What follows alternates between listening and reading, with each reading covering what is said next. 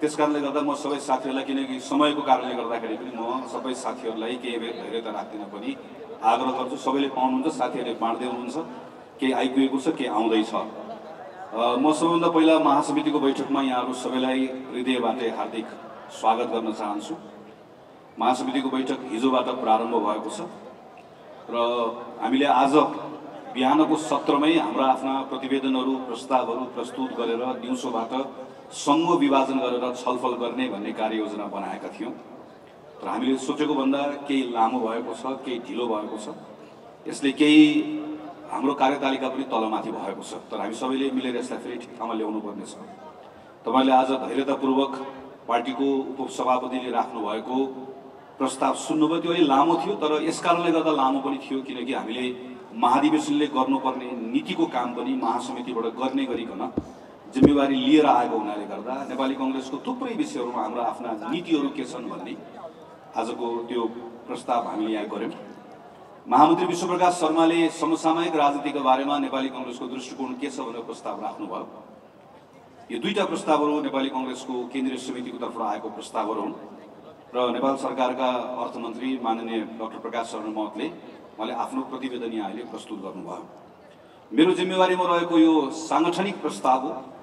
त्यसैले मेरो यो प्रस्ताव नेपाली कङ्ग्रेस पार्टीको हाम्रो आफ्नो सङ्गठनसँग जोडिएका विभिन्न अवयवहरू त्यसको सेरोफेरोमा यो प्रस्ताव मैले तयार गरेको छु र यो प्रस्ताव केन्द्रीय समितिमा प्रस्तुत गरेर आदरणीय सभापतिजीको, केन्द्रीय समितिका साथीहरूको यसमा धारणा, यसमा आफ्नो विचारहरू थप राखिसके पछाडि यसलाई थप समृद्ध बनाएर महासमिति सदस्यज्यूहरूको बिचमा मैले यसलाई प्रस्तुत गर्ने अनुमति मागेको छु।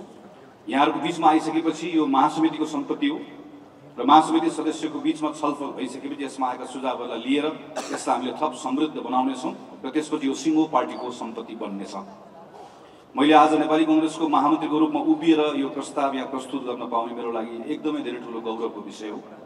नेपाली कङ्ग्रेस जस्तो पार्टी, जननेता जननायक विश्व प्रसाद कोइरालाको पुस्ताले प्रारम्भ गरेको यो पार्टीमा 2046 साल पछाडि पुस्ताको नेपाली कङ्ग्रेसको सदस्य आज यत्रो अग्रजहरूको बिचमा, साथीहरूको बिचमा उभिएर यो प्रस्ताव राख्न पाउने कुरा नै पनि मेरो लागि एकदमै धेरै ठुलो गौरवको विषय हो।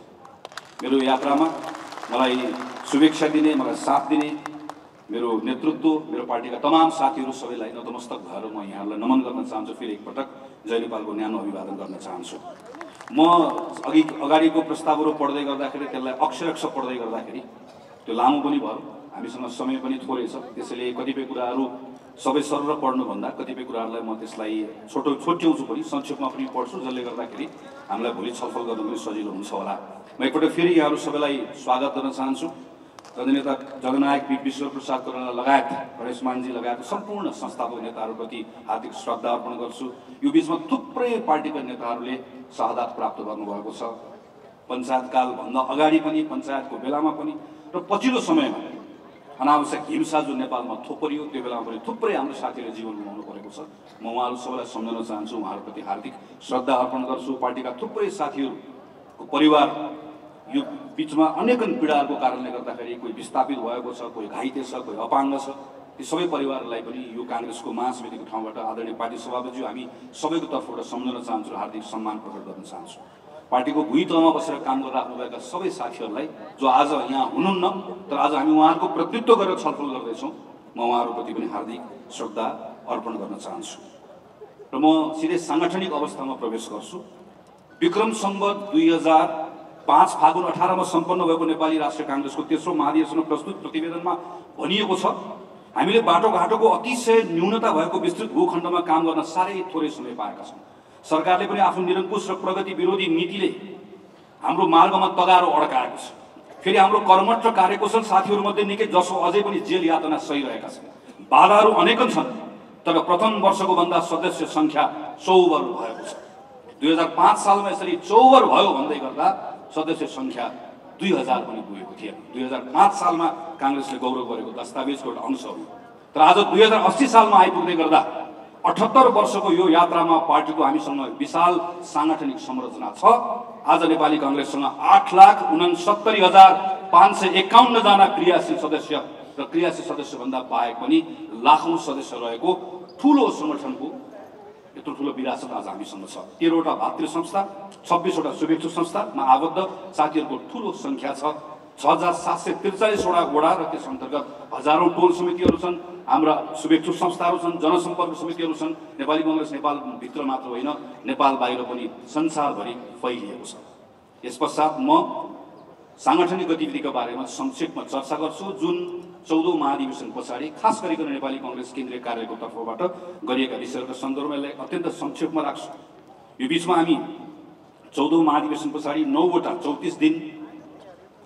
34 दिनको हाम्रो वर्किङ डेजमा हामी 9वटा बैठकहरू बस्यौँ। यसको बारेमा मैले धेरै चर्चा गरिनँ। महाधिवेशनको लगतै पछाडि 3वटा निर्वाचन गर्नुपर्ने भएको हुनाले गर्दा हाम्रो मूल ध्यान निर्वाचनमा केन्द्रित रह्यो। पार्टीको विधानलाई कार्यान्वयन गर्ने विषयको सन्दर्भमा श्रावण 2 देखि 10 गतेसम्म बैठकले पहिलोपटक कार्यतालिका बनाएर कार्यतालिका अनुरूप आफ्नो काम गर्ने एउटा परिपाटी सुरु भएको छ। नियमित रूपमा पार्टीको बैठक बस्ने कुरा प्रारम्भ भएको छ। विधान अनुसार विधानमा व्यवस्था थियो, तर हामीले अभ्यास गर्ने गरेका थिएनौँ। खास गरिकन सम्मेलनहरूको बारेमा यो पहिलोपटक अभ्यास गर्ने भएको हुनाले गर्दा कति हाम्रा अनुभवहरू पनि नयाँ भइरहेका छन्, कतिपय ठाउँमा भएका छन्, कतिपय ठाउँमा हुन बाँकी छ। तैपनि अहिलेसम्म हामीले 4वटा प्रदेश सम्मेलन, 60वटा जिल्ला सम्मेलन र 100 भन्दा बढी ठाउँमा प्रतिनिधि सभा क्षेत्रीय सम्मेलन र थुप्रै ठाउँमा गाउँ नगर सम्मेलनहरू गरिसकेका छौँ।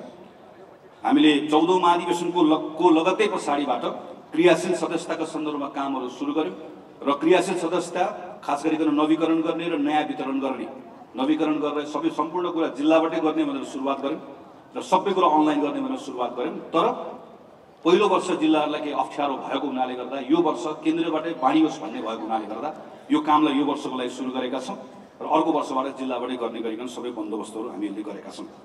सबै तहको गतिविधिहरूलाई अभिलेख राख्ने काम, खास गरिकन विद्युत अभिलेख राख्ने काम सुरु भएको छ र पार्टीको कार्यतालिका अनुसार 50% काम सांगठनिक काम, नियमित काम र 50% काम हाम्रो संगठनको आन्तरिक कामभन्दा बाहिरको काम देशभरिको प्रत्येक तहको पार्टी कमिटीले गर्नुपर्छ भन्ने कुरालाई सुरुवात गर्नको लागि नेपाली कांग्रेस पार्टीको केन्द्रीय कार्यालयको तर्फबाट गएको 6 महिनामा हामीले युवा पोलिसी ह्याकाथन, 3 दिनको राष्ट्रिय विपी साहित्य महोत्सव जस्तो प्रभावकारी कार्यक्रमहरू गऱ्यौँ, जसको व्यापक जनस्तरमा पनि यसको सराहना भएको अवस्था छ। महासमितिको बैठकको लगत्तै पछाडि हामी नेपालको राजनीतिक पार्टीहरूले गरेको मध्येको अहिलेसम्मको ठुलो आर्थिक सम्मेलन गर्दैछौँ, सुवर्ण संसद इकोनोमिक कन्क्लेभ, जो काठमाडौँमा हुँदैछ र यो लगायतका अरू कार्यक्रमहरू हाम्रो तालिकाभित्र छन्। पार्टी कार्यालय तपाईँहरू अहिले जानुभएको छ, तपाईँहरूले कतिले महासमितिको कार्यालय जाने गर्दा याद गर्नुभयो होला। पार्टी कार्यालयमा अत्याधुनिक पुस्तकालय बनेको छ, पुस्तकालय अन्तिम चरणमा छ र केही समय पछाडि पार्टी सभापतिले औपचारिक रूपमा सुरुवात गर्नुहुन्छ। यो पुस्तकालय मात्रै होइन, यो नेपाली कांग्रेसको लागि यो पुस्तकालय भन्दा पनि स्रोत केन्द्रको रूपमा यसको विकास गर्ने भनेर हामीले यसको प्रारम्भ गरेका छौँ। यो बीचमा घर घर जाउँ कांग्रेस जिताउँ भन्ने अभियान, जनताको साथमा कांग्रेस अभियान, यसै गरिकन आन्तरिक विशेष अभियान र अहिले भर्खर मात्र समुदायमा कांग्रेस अभियान बीचमा गएर रोकिएको छ। म यही क्रममा आदरणीय नेता केशव कुमार बुढाथोकीलाई सम्झन चाहन्छु, उहाँप्रति श्रद्धाञ्जली अर्पण गर्छु। उहाँ स्वर्गवास भइसकेपछि कार्यक्रम बीचमा रोकिएको छ। महासमितिको बैठक पछाडि यो कार्यक्रम फेरि अगाडि बढ्छ र यो बाहेक अरू अभियानको बारेमा यहाँहरू जानकारी राखिराख्नु भएको छ। मैले अहिलेलाई र यो बीचमा हामी जाजरकोट र रुकुम पश्चिमको भूकम्प प्रभावित क्षेत्रमा उद्धार, तत्काल राहत साथै अस्थायी घरटहरा निर्माण गर्नको लागि पार्टीको तर्फबाट निर्णय गरेर हामीले 1000 घर बनाउने कामहरू सम्पन्न गर्यौँ। यसमा अरू थप कामहरू गर्न बाँकी छ। अरू मागिरहेको कुराहरू पार्टीको संक्षेपमा हामीले गरेका कामहरूको बारेमा चर्चा गरेका छौँ। यस पछाडि म योभन्दा अगाडि जान्छु। आदरणीय साथीहरू, पार्टीको आजको सांगठनिक अवस्था र महाधिवेशन पश्चात भइरहेको गतिविधिको बारेमा माथि संक्षिप्त रूपमा चर्चा गरिसकेपछि अब म हाम्रो संगठनभित्रको सबल पक्षको बारेमा छोटकरीमा चर्चा गर्छु।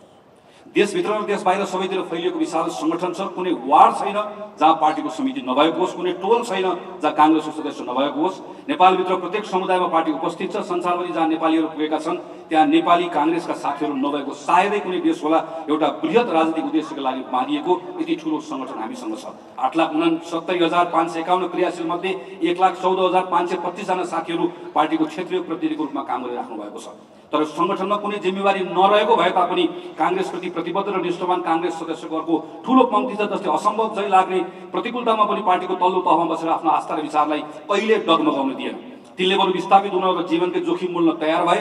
जेल भोगे, कतिको ज्यान गयो, कतिको सम्पत्ति गुमेका थुप्रै अवसरका बारेमा किञ्चित पश्चाताप नगरेर हिंसा र निरङ्कुशताको त्यो चेपमा समेत पार्टी छाड्न र विचार बदल्न तयार नभएको अदम्य साहस र अविचलित निष्ठाले पूर्ण यो विशाल पंक्ति आज पनि पार्टीसँग छ। केवल एउटै कुरा मात्र सोच्दछ, पार्टीको राम्रो होस्, देशको जय होस् भन्ने एक सूत्रीय आग्रह मात्र राखेर बसेको कांग्रेसको ठुलो पंक्ति हामीसँग छ।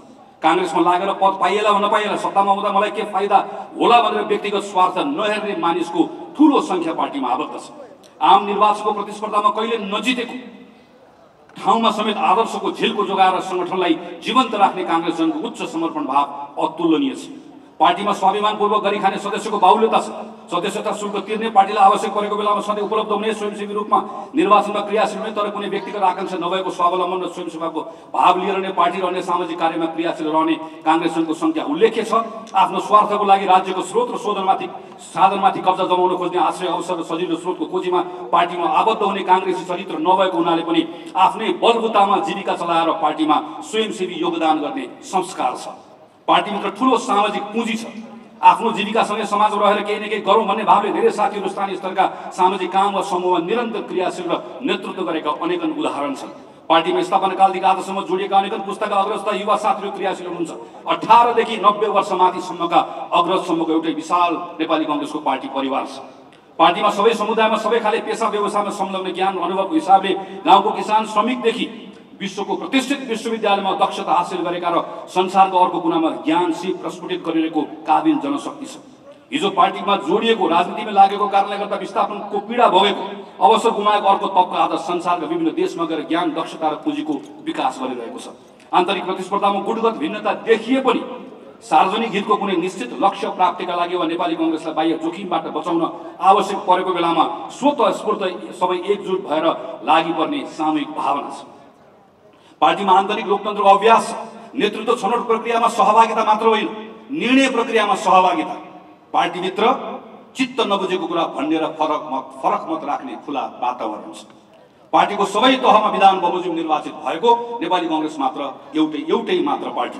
सबैभन्दा तल्लो तह वडामा प्रतिनिधि, क्षेत्रीय प्रतिनिधिको संख्या 1,14,000, करिब 40,000 महिलाको प्रतिनिधित्व छ भने वडाबाटै निश्चित संख्यामा मुस्लिम, दलित, थारू, मधेसी, आदिवासी, जनजाति, महिला, अपाङ्गता, अल्पसंख्यकको प्रतिनिधित्व भएको नेपालको नेपाली काङ्ग्रेस एउटै मात्र पार्टी हो।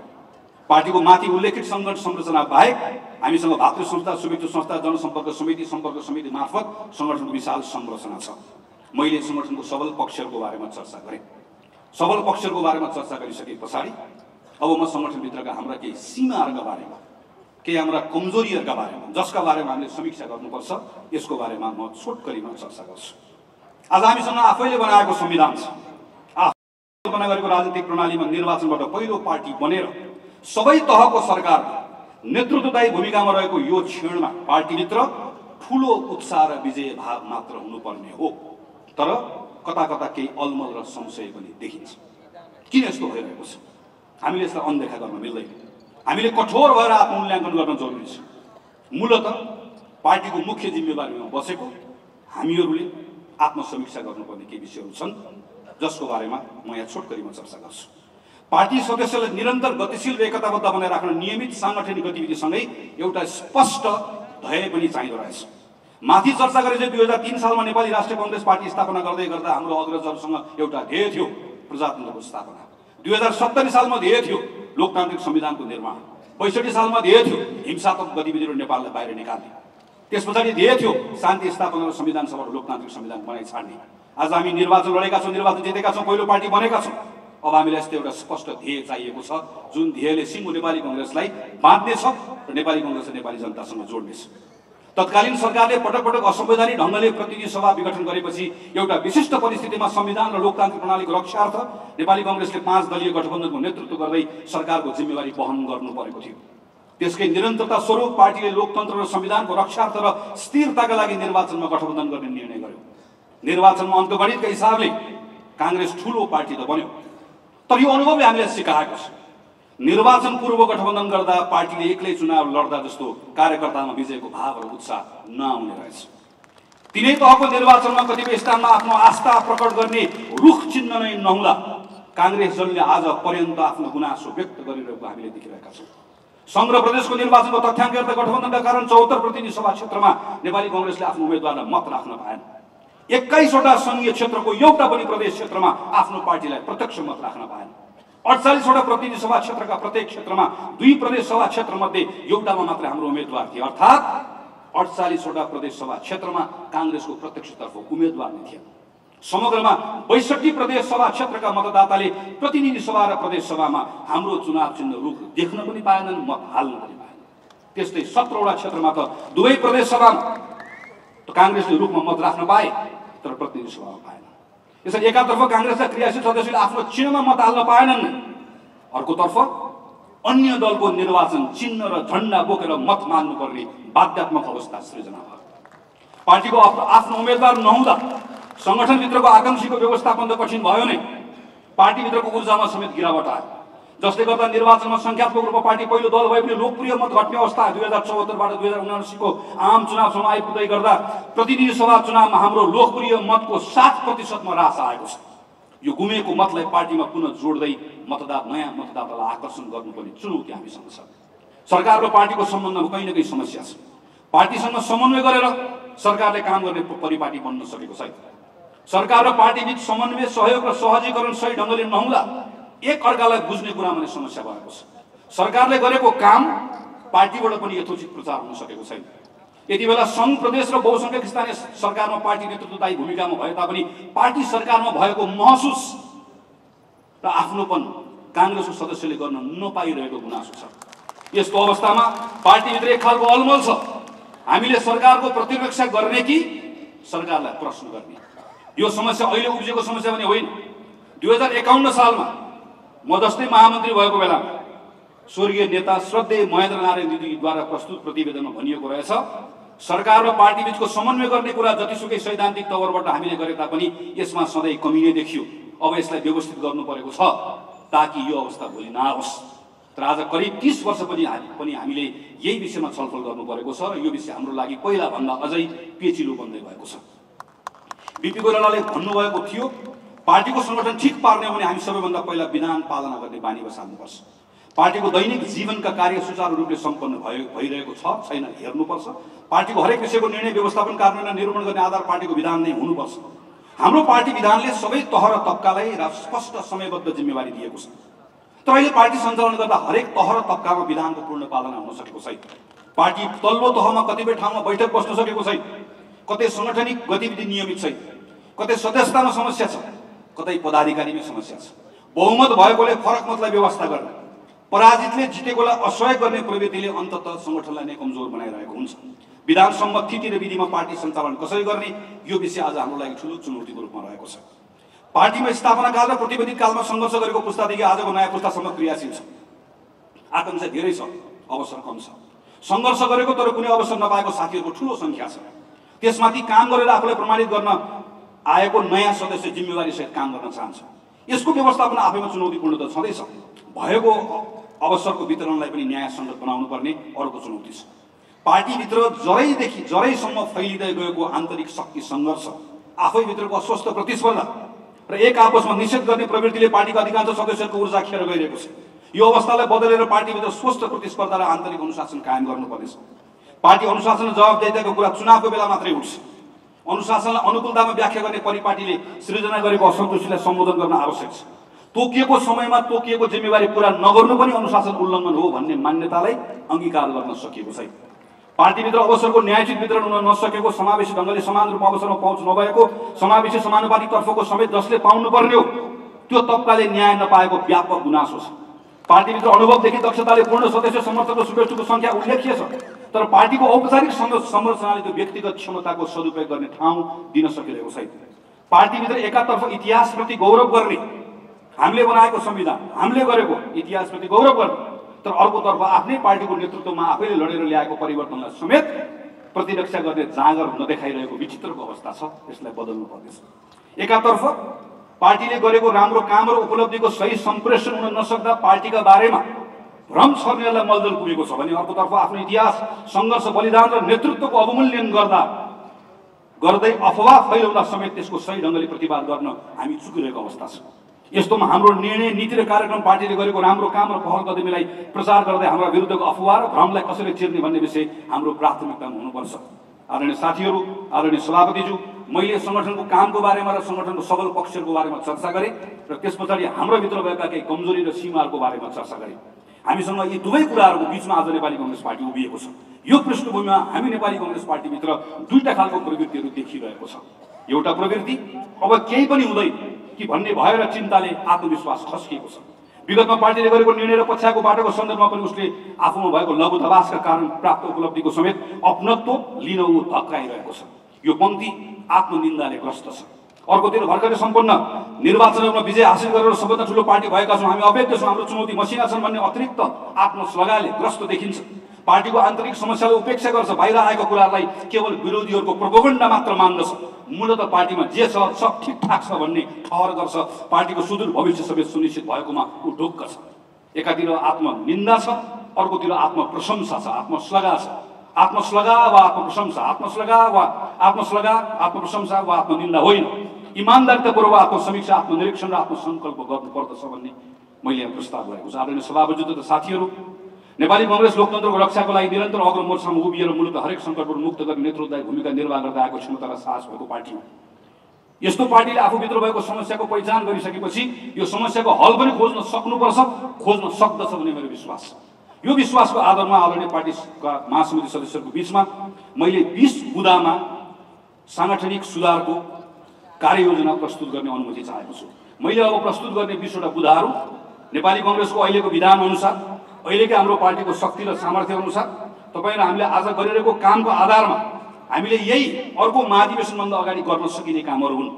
जुन काम गर्न सक्ने क्षमता हामीसँग छ, जुन काम गर्न सक्ने सामर्थ्य हामीसँग छ, जुन काम गर्न हाम्रो विधानले हामीलाई अनुमति दिएको छ, तर यो काम तपाईँ हामी सबै मिलेर गर्नुपर्ने छ। म यो 20 वटा बुँदाहरूमा महासमितिमा भोलिदेखि तपाईँहरूले गर्ने संगत छलफलमा यो 20 वटा बुँदाहरूमा छलफल भइदियोस्।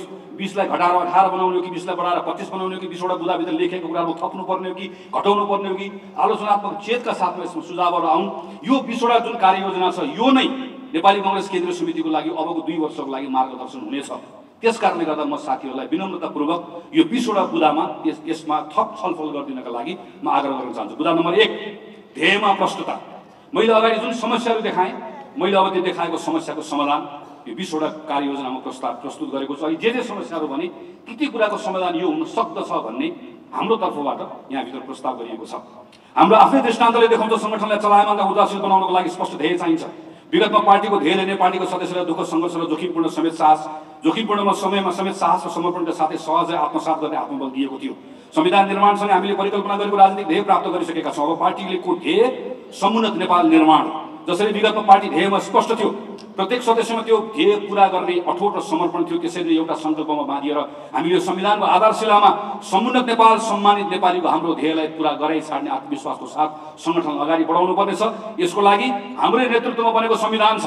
332 स्थानीय सरकारमा नेतृत्वमा छौँ, प्रदेशहरूमा सरकारको नेतृत्व प्रमुख साझेदार छौँ, सङ्घीय सरकारमा छौँ। अत यो बेलामा कुनै लघुदावास लिएर वा रक्षात्मक भएर होइन, उच्च मनोबलका साथ हाम्रो नेतृत्वमा भएका तमाम आन्दोलनको उपलब्धिमा गौरव गर्दै र आफैले बनाएको संविधानको स्वामित्व लिँदै हामीले यसको कार्यान्वयनको नेतृत्व गर्नेछौँ।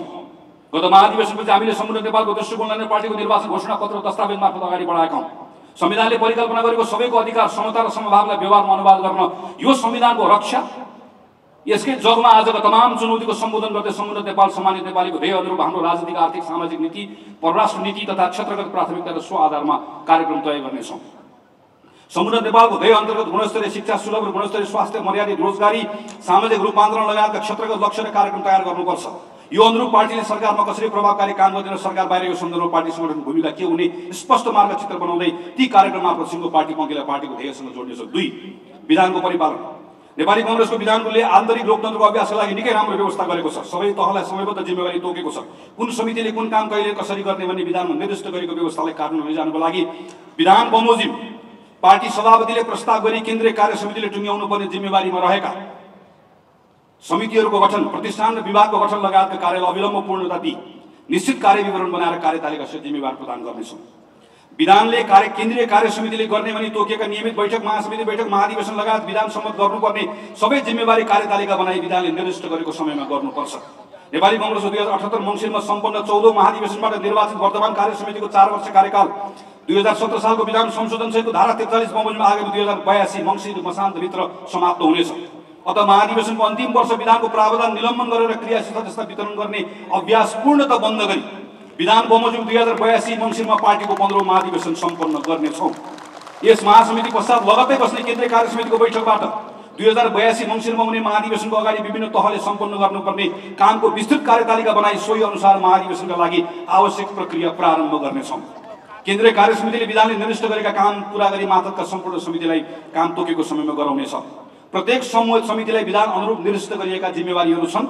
अहिलेसम्म हामीले जिम्मेवारी यो छ भनेर भनेका छौँ। यहाँ मैले प्रस्ताव गरेको कुरामा अबदेखि कुनै पनि समितिले प्राप्त गरेको जिम्मेवारी पूरा गर्यो कि गरेन भनेर त्यसको अनुगमन चाहिँ वडा समिति छ भने वडाभन्दा माथि पालिका छ, जुन प्रत्येकलाई एक तह माथिको समितिले अनुगमन गर्ने। अनुगमन कसरी गर्ने भने कार्यविधि केन्द्रीय कार्यालयले बनाउँछ, अनुगमनको ढाँचा बनाउँछ, कमिटीको अनुगमन गर्ने, अनुगमनको एउटा व्यवस्थित प्रणाली सुरुवात गर्नु पर्यो भन्ने मैले यहाँ प्रस्ताव गरेको छु।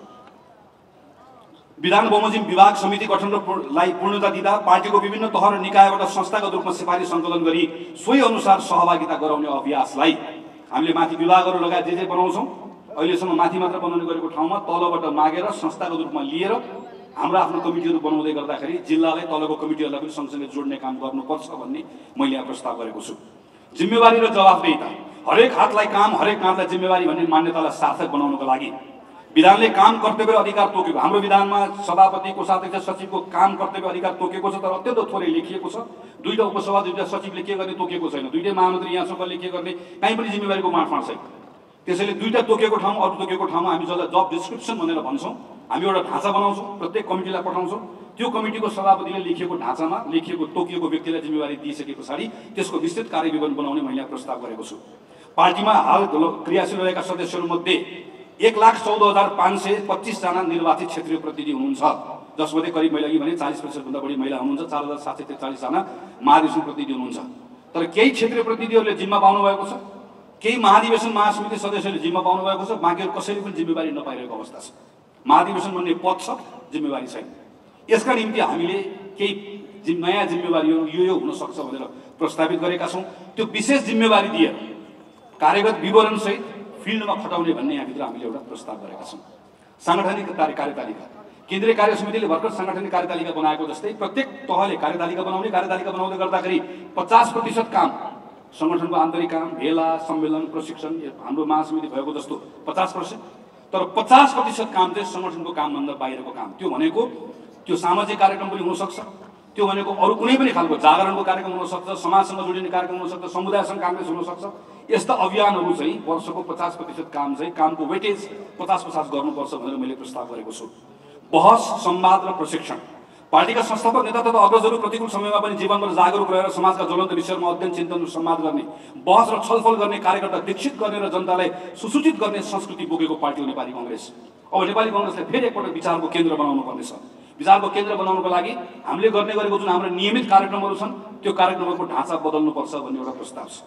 दोस्रो, अहिले केन्द्रमा हामी सुवर्ण सबै इकोनोमिक कन्क्लेभ गर्दैछौँ, बिपीको सम्मेलन गऱ्यौँ। यो पछाडिको यो वर्ष मात्र यस्ता हाम्रो अर्का 6वटा कार्यक्रमहरू छन्। यस्तै कार्यक्रम जिल्लाले, प्रदेशले, स्थानीय तहहरूले पनि गरोस् भन्ने हाम्रो प्रस्ताव छ। हामी जुन पुस्तकालय बनाउँदैछौँ यो पुस्तकालयबाट हामी अब मासिक एउटा छलफल श्रृङ्खला चलाउँदैछौँ, जसलाई हामी नीति संवाद भनेर भनेका छौँ। विज्ञसँग बातचित भन्ने हाम्रो कार्यक्रम छ। जस्तो आज अहिले महामन्त्रीजीले प्रस्तुत गर्नुभयो, उपसभापतिले प्रस्तुत गर्नुभयो, अर्थमन्त्रीजीले गर्नुभयो। हामीले वैदेशिक रोजगारीका बारेमा चाहिँ केही कुराहरू भन्यौँ, तर वैदेशिक रोजगारीका विषयको सन्दर्भमा अब पार्टी कार्यालयको पुस्तकालयले कार्यक्रम सञ्चालन गर्छ, स्रोत केन्द्रले कार्यक्रम सञ्चालन गर्छ। अब वैदेशिक रोजगारीका बारेमा कुनै मञ्चमा उभिएर हामी बोल्ने मात्र होइन, त्यसका बारेमा धारणा बनाउने कुराको केन्द्र चाहिँ अब नेपाली कङ्ग्रेस हुन्छ। समाजका तमाम विषयहरूको बहसको केन्द्र नेपाली कङ्ग्रेसलाई बनाउने भन्ने प्रस्ताव छ। र पार्टीको जुन एकाडेमी छ, ट्रेनिङ एन्ड पोलिसी एकाडेमी, नीति तथा प्रशिक्षण प्रतिष्ठान छ, यसबाट मैले 4वटा विभिन्न खालका तालिमहरूलाई प्रस्ताव गरेको छु। तपाईँले यसमा धेरै अरू मलाई सुझावहरू दिनुभयो, हामीलाई सुझावहरू दिनुपर्नेछ। एउटा प्रत्येक नयाँ मान्छे जसले काङ्ग्रेसको क्रियाशील सदस्य लिन्छ उसले अनिवार्य रूपमा सदस्यसँगै अभिमुखीकरण तालिम लिनुपर्ने। काङ्ग्रेस के हो, काङ्ग्रेस हुनुको अर्थ के हो, काङ्ग्रेसले के गर्नुपर्छ के गर्नु पर्दैन भन्ने कुराको अनिवार्य तालिम लिएकै हुनुपर्ने, पुनर्ताजगी तालिम। तपाईँ हामी जस्तो वर्षौँ अगाडि सदस्य भइसकेको मान्छेहरूले बेला बेलामा पुनर्ताजगी तालिम लिनुपर्ने। सिप र दक्षताको प्रशिक्षण, हामी जब कार्यकारी जिम्मेवारीमा जान्छौँ, कोही सचिव हुन्छौँ, कोही कोषाध्यक्ष हुन्छौँ, विभिन्न जिम्मेवारीमा जान्छौँ, त्यो जिम्मेवारीसँग, त्यो पदसँग, जिम्मेवारीसँग जोडिएका केही सेटअप स्किल हुन्छ, हुनुपर्ने हुन्छ। सचिव चलाउनुलाई केही स्किलहरू चाहिन्छ, कोषाध्यक्ष चलाउन चाहिन्छ। यो पदसँग जोडिएर दिने कुराहरू तालिम छ। अर्को जनप्रतिनिधि अनुशिक्षण भनेर हामीले निर्वाचित भएको जनप्रतिनिधिको कार्यक्रम छ। अर्को एउटा नयाँ कार्यक्रम हामीले यहाँ प्रस्ताव गरेका छौँ, तपाईँहरूको सुझाव चाहन्छौँ। यो हाम्रो पोलिसी एकाडेमीले चलाउँछ। यो कोर्सको नाम पब्लिक पोलिसी कोर्स हो। 84 मा चुनाव छ, त्योभन्दा अगाडि स्थानीय चुनाव छ 84 मा, त्यसपछि आम चुनाव छ। नेपाली कांग्रेस पार्टीको तर्फबाट भोलि गएर निर्वाचन लड्ने जसको आकांक्षा छ, चाहे वडामा होला, चाहे नगरमा होला, चाहे सांसद होला, कुनै पनि ठाउँमा होला, हाम्रो एकाडेमीले फरक फरक खालको कोर्सहरू बनाउँछ जुन कोर्स पब्लिक पोलिसीसँग सम्बन्धित हुन्छ, भोलि उसले गर्ने जिम्मेवारीसँग जोडिएको हुन्छ, भोलि गएर विधायक बन्ने भने त्यो विधायकको कामसँग जोडिएको हुन्छ। हाम्रो प्रस्ताव छ कि यस्तो डिजाइन गरेको कोर्स केही महिनाको हुन्छ, केही फिजिकली लिनुपर्ने होला, केही भर्चुअली लिनुपर्ने होला, अनलाइन लिनुपर्ने होला। तर भोलि गएर म वडा अध्यक्ष बन्छु भन्ने आकांक्षा राखेको नेपाली कांग्रेसको मान्छे छ भने यो 4 वर्षभित्रमा कुनै न कुनै बेलामा त्यो कोर्स उसले लिएको हुनुपर्छ। त्यति गरे भने भोलि गएर मैले के गर्नुपर्छ, के गर्ने होला भनेर अनुमान लगाइराख्नु पर्दैन। यसरी प्रशिक्षित एउटा जमात तयार गरौँ भन्ने प्रस्ताव छ। विश्वका राम्रा प्रायः जस्तो ठुला पार्टी, हाम्रो जस्तो पुरानो पार्टीको आफ्नो एउटा अध्ययन कोष हुन्छ। नेपालमा हामी थुप्रै पोलिटिकल पार्टीको देख्छौँ, हामी एफईएस भनेर सुन्छौँ, हामी एफएनएफ भनेर सुन्छौँ, ठुल्ठुलो हामी जस्तो सामाजिक लोकतान्त्रिक पार्टीहरूको यस्तै अध्ययन कोष नेपाली कांग्रेसले पनि बनाउने र अध्ययन कोषबाट विभिन्न पब्लिकेसन निकाल्ने र डेमोक्रेसीका बारेमा, संविधानका बारेमा, हाम्रो आन्दोलनका बारेमा, यस्ता विषयहरूको बारेमा पाठ्यक्रम नै बनाएर हाम्रा थुप्रै ठाउँहरूमा यसका बारेमा चाहिँ हामीले कार्यक्रमहरू चलाउने भन्ने अर्को एउटा प्रस्ताव छ। आन्तरिक प्रशिक्षण र प्रचार, खास गरेर नेपाली कांग्रेस अहिले पनि कुरा उठ्यो, नेपाली कांग्रेसको कार्यकर्ताहरूले हाम्रो पार्टीको मूल्य, मान्यता, इतिहास, सङ्घर्ष, कहिलेकाहीँ नेतृत्व, हाम्रो निर्णयका बारेमा अनावश्यक प्रोपागन्डा गरिँदै गर्दा, अनावश्यक भ्रम छरिँदै गर्दाखेरि तथ्य र तथ्याङ्कमा टेकेर त्यसको प्रतिवाद कसरी गर्ने भन्ने बारेमा नियमित रूपमा एउटा हाम्रो प्रशिक्षणको श्रृङ्खला चलाइराख्नुपर्छ भन्ने एउटा प्रस्ताव छ। सामाजिक आन्दोलन, नेपाली माटोमा भएका प्राय सबै सामाजिक आन्दोलन कांग्रेससँग जोडिएको छ। कांग्रेसका नेताहरूका नेपाली कांग्रेस पार्टी आजको दिनमा नेपालको सबैभन्दा ठुलो सामाजिक संस्था हो। कांग्रेस जतिको ठुलो क्लब पनि कुनै छैन, कुनै सामाजिक संस्था पनि छैन। 8 लाखभन्दा बढी सदस्य भएको र कुनै पारिश्रमिक बिना स्वयंसेवाको भावना लिएर एउटा निश्चित गतिविधिलाई एकैपटक परिचालन गर्न सक्ने सामर्थ्य राख्ने पार्टी कांग्रेस भएको यो शक्तिलाई हामीले अहिले बेला बेलामा देखिरहेका छौँ। नेपाली कांग्रेस पार्टीले यत्रो गरेर आएको छ, कांग्रेसको मान्छे गाउँ गाउँमा फैलिएको छ। हाम्रो कांग्रेसका मान्छेहरू सामाजिक काममा जताततै तल्लिन्छ, तर सामाजिक काम गर्दै गर्दाखेरि कांग्रेसको नाममा नगरेर अरू काममा गर्दै गर्दाखेरि हामीलाई एउटा दुईटा मान्छे आएर गिज्याउने अवस्था बनेको छ। सामाजिक काम राजनीतिमा लगेर भन्ने अवस्था बनेको छ। कांग्रेसले आफूलाई सामाजिक कामसँग जोड्नका लागि मैले यहाँ 4वटा प्रस्तावहरू गरेको छु। म छोटकरीमा मात्रै भन्छु। अघि एउटा भनिसकेँ, 50% काम संगठनभन्दा बाहिरको काम। समुदायमा कांग्रेस भन्ने जुन अभियान अहिले सुरु गरेका छौँ, यसलाई एउटा निश्चित अभियान नबनाएर, एउटा समय अभियान नबनाएर निरन्तर रूपमा कांग्रेस अभियान बनाउनुपर्छ भन्ने छ। जय नेपाल सेवा अभियान भनेर 6743 वडामा नेपाली कांग्रेसको प्रत्येक वडा समितिले जय नेपाल सेवा अभियान भनेर एउटा अभियान चलाउने। यो अभियान अन्तर्गत पार्टीका साथीहरूले कल्याणको काम, परोपकारी कामहरू, खास गरी त्यहाँको असहाय, विपन्न, शिक्षामा, स्वास्थ्यमा जहाँनिर गएर आफूले मद्दत गर्न सकिन्छ कांग्रेसको तर्फबाट यो अभियान जय नेपाल सेवा अभियानको नामबाट अभियान सञ्चालन गर्ने। केही समय अगाडि गाउँपालिका र नगरपालिकाले एउटा परिपत्र पाउनु भएको छ, गाउँ सेवा दल र नगर सेवा दल भनेर। त्यो गाउँ सेवा दल र नगर सेवा दल भनेको खास गरी त्यहाँको हाम्रो भातृ संस्था, तरुण दल, नेवी सङ्घ लगायतको अरू बाहेक भातृ संस्थाहरू पनि छ। तिनै साथीहरूसँग मिलेर, तर यो चाहिँ विपद परेको बेला, प्राकृतिक विपत्ति आएको बेलामा नेपाली कांग्रेस पार्टीसँग प्रत्येक गाउँमा, प्रत्येक नगरमा एउटा डेडिकेटेड, ट्रेन, कम्तीमा प्रारम्भिक रूपमा मद्दत गर्न सक्ने कुनै पनि खालको विपत्तिको बेलामा तयार भएको एउटा सानो हामीसँग तयारी एउटा अवस्थामा समूह चाहिन्छ भनेर यसको हामीले एउटा प्रस्ताव गरेका छौँ। भातृ संस्थाको बारेमा नेपाली कांग्रेस केन्द्रीय कार्य समितिको गत पौष 12 देखि 14 गतेसम्म भएको बैठकले निर्णय भएको मितिदेखि 6 महिनाभित्र अर्थात् 2081 असार 15 भित्र 81 असार 15 गतेभित्र महाधिवेशन सम्पन्न गर्ने कार्यदेश सहित तत्त्व समितिको अवधि थपेको छ। त्यसैले 2081 असार 15 गतेभित्र नेपाल विद्यार्थी सङ्घ, तरुण दल, महिला सङ्घ, दलित सङ्घ लगायतका जति पनि भातृ संस्थाहरू छ जसको नेतृत्व अहिले पार्टीले चयन गरेको छ, यो सबै सङ्गठनले आफ्नो अधिवेशन असारको 15 गतेभित्र गरिसक्नुपर्ने छ भन्ने प्रस्ताव यहाँ मैले अहिले प्रस्तुत गरेको छु। शुभेच्छु संस्थाको बारेमा केही प्रस्तावहरू छन्, यी तपाईँले पछि पढेर यसमा सुझाव दिनु होला। खास गरिकन शुभेच्छु संस्थाको क्षेत्रसँग सम्बन्धित रहेर उनीहरूसँगको लगातार सम्पर्क गर्ने, अन्तर्क्रिया गर्ने र पार्टीले त्यसको लाभ लिने भन्ने मूलतया प्रस्ताव छ। जनसम्पर्क समितिको बारेमा मेरा केही प्रस्तावहरू छन्। जनसम्पर्क समितिको अहिलेको सदस्यताको यथार्थता, कति सदस्य छ भन्ने कुराको यथार्थता र पूर्ण विवरण अद्यावधि गर्ने, जनसम्पर्क समितिको विधानमा एकरूपता ल्याउने, जनसम्पर्क समिति नभएको देशहरू जनसम्पर्क समितिलाई विस्तार गर्ने, विगतमा जनसम्पर्क समितिमा काम गरेर फर्केर आएको साथीहरूलाई पार्टीको विभिन्न ठाउँमा लगेर जिम्मेवारी दिने भन्ने यसमा प्रस्ताव छ। समावेशिताको बारेमा मेरो प्रस्ताव छ। पार्टी सदस्यता प्रदान गर्ने, अहिले हामी जुन पार्टी सदस्य बनाउँछौँ, पार्टी सदस्य बनाउने बेलामै हामीले समावेशी दृष्टिकोण राख्न सक्नुपर्छ। हाम्रो पार्टीको अहिले सक्रिय सदस्यको हाम्रो बनौट हेऱ्यौँ भनेदेखि भने त्यहाँभित्र हामी ठुलो उमेरको हिसाबले पनि हामी त्यहाँ ठुलो ग्याप देख्छौँ नौजवानहरूका सन्दर्भमा, समुदायको हिसाबले पनि त्यहाँभित्र हामी एउटा नमिलेको अवस्था देख्छौँ। यसलाई मिलाउनको लागि सदस्य बनाउने बेलामै नेपाली कङ्ग्रेस नेपालको सबैभन्दा ठुलो पार्टी मात्र होइन, नेपाली कङ्ग्रेस नेपालको राष्ट्रिय पार्टी हो। त्यसैले प्रत्येक समुदायको नेपाली कङ्ग्रेसभित्र सहभागिता हुनुपर्छ र नेपाली कङ्ग्रेसले सबैको प्रतिनिधित्व गर्नुपर्छ। त्यसका लागि सदस्यदेखि नै जरैदेखि हामी समावेशी बनाउने भन्ने प्रस्ताव छ र विभिन्न समुदायको समावेशी प्रतिनिधित्व गराउँदा खास गरी महिला, मधेसी, दलित, आदिवासी जनजाति, थारू, मुस्लिम लगायतको प्रतिनिधित्वमा सदस्यतादेखि नै जनसङ्ख्याको क्लस्टरमा समेत ध्यान दिने र पार्टीले पार्टीभित्र पनि अवसर दिन्छ र नेपाली कङ्ग्रेस पार्टी सरकारमा भइरहेकोले गर्दा कहिलेकाहीँ पार्टी बाहिर पनि पार्टीको नामबाट अवसरहरू प्राप्त हुन्छ। त्यो अवसर प्राप्त हुँदै गर्दा मधेसी, दलित यस्तै गरी अरू समुदायहरू जुन समुदायले आजसम्म खास गरिकन काङ्ग्रेसको हस्ताक्षरबाट पाउनुपर्ने अवसर बिरलै पाएको छ, त्यो समुदायलाई अब काङ्ग्रेसले अवसर दिँदै गर्दाखेरि यस्तो समुदायले काङ्ग्रेसको अवसरमा प्राथमिकतामा राख्नुपर्छ भन्ने प्रस्ताव चाहिँ मैले यहाँभित्र गरेको छु। अभिलेख प्रणाली प्रत्येक पार्टीको प्रत्येक तहले विधान बमोजिम अनिवार्य रूपले सदस्य, यो पार्टीको विधानकै व्यवस्था छ, सदस्यताको लागत राख्नुपर्छ, तर सदस्यताको लगत हामी राखिरहेका छैनौँ। केन्द्रीय कार्य समितिले सुरु गरेको छ, सबै क्रियाशीलको सबै रेकर्ड राख्ने अहिले हामी सुरु गरेका छौँ। करिब 25% काम सकिएको छ। यो कामलाई पूर्णता दिन तपाईँहरूको सम्पूर्ण रूपमा मद्दत चाहिएको छ। नेपाली कङ्ग्रेससँग जति कमिटीहरू छ सबै कमिटीको अभिलेख राख्ने काम सुरु भएको छ। यो पनि करिब 20-25% काम भएको छ। एकदमै गाह्रो छ, अहिलेसम्म अभिलेख नभएको हुनाले गर्दा हामीसँग नाम मात्रै छ। यसलाई पूर्णता दिन हाम्रो खटेर जानुको केन्द्रीय सदस्य साथीहरूले असाध्यै मेहनत गर्नुभएको छ। तपाईँले ल्याउनुभएको रेकर्डले मद्दत पुऱ्याएको छ, तर यसमा हामीले थप काम गर्नुपर्ने छ र मूलत यसमा विभिन्न कालखण्डमा विस्थापित हुनुभएको, निर्वासनमा पर्नुभएको, घाइते भएको, अपाङ्ग भएको योद्धाहरूको नेपाली कङ्ग्रेससँग सम्पूर्ण रूपमा रेकर्ड हुनुपर्छ। शहीदको परिवार, शहीद हुनुभएको यो सबैको रेकर्ड हुनुपर्छ र यसको अभिलेख एउटा छुट्टै प्रणाली विकास गर्ने भनेर अहिले हामीले यसमा प्रस्ताव गरेका छौँ। यसको सिस्टम पनि हामीले बनाएका छौँ। डिजिटल काङ्ग्रेस खास गरिकन अनलाइनबाट पार्टी सदस्यको आवेदन दिने काम जुन सुरु भएको छ, यसलाई पार्टीको प्रत्येक कमिटीको साथीले यसलाई चलायमान बनाइदिनु पर्नेछ।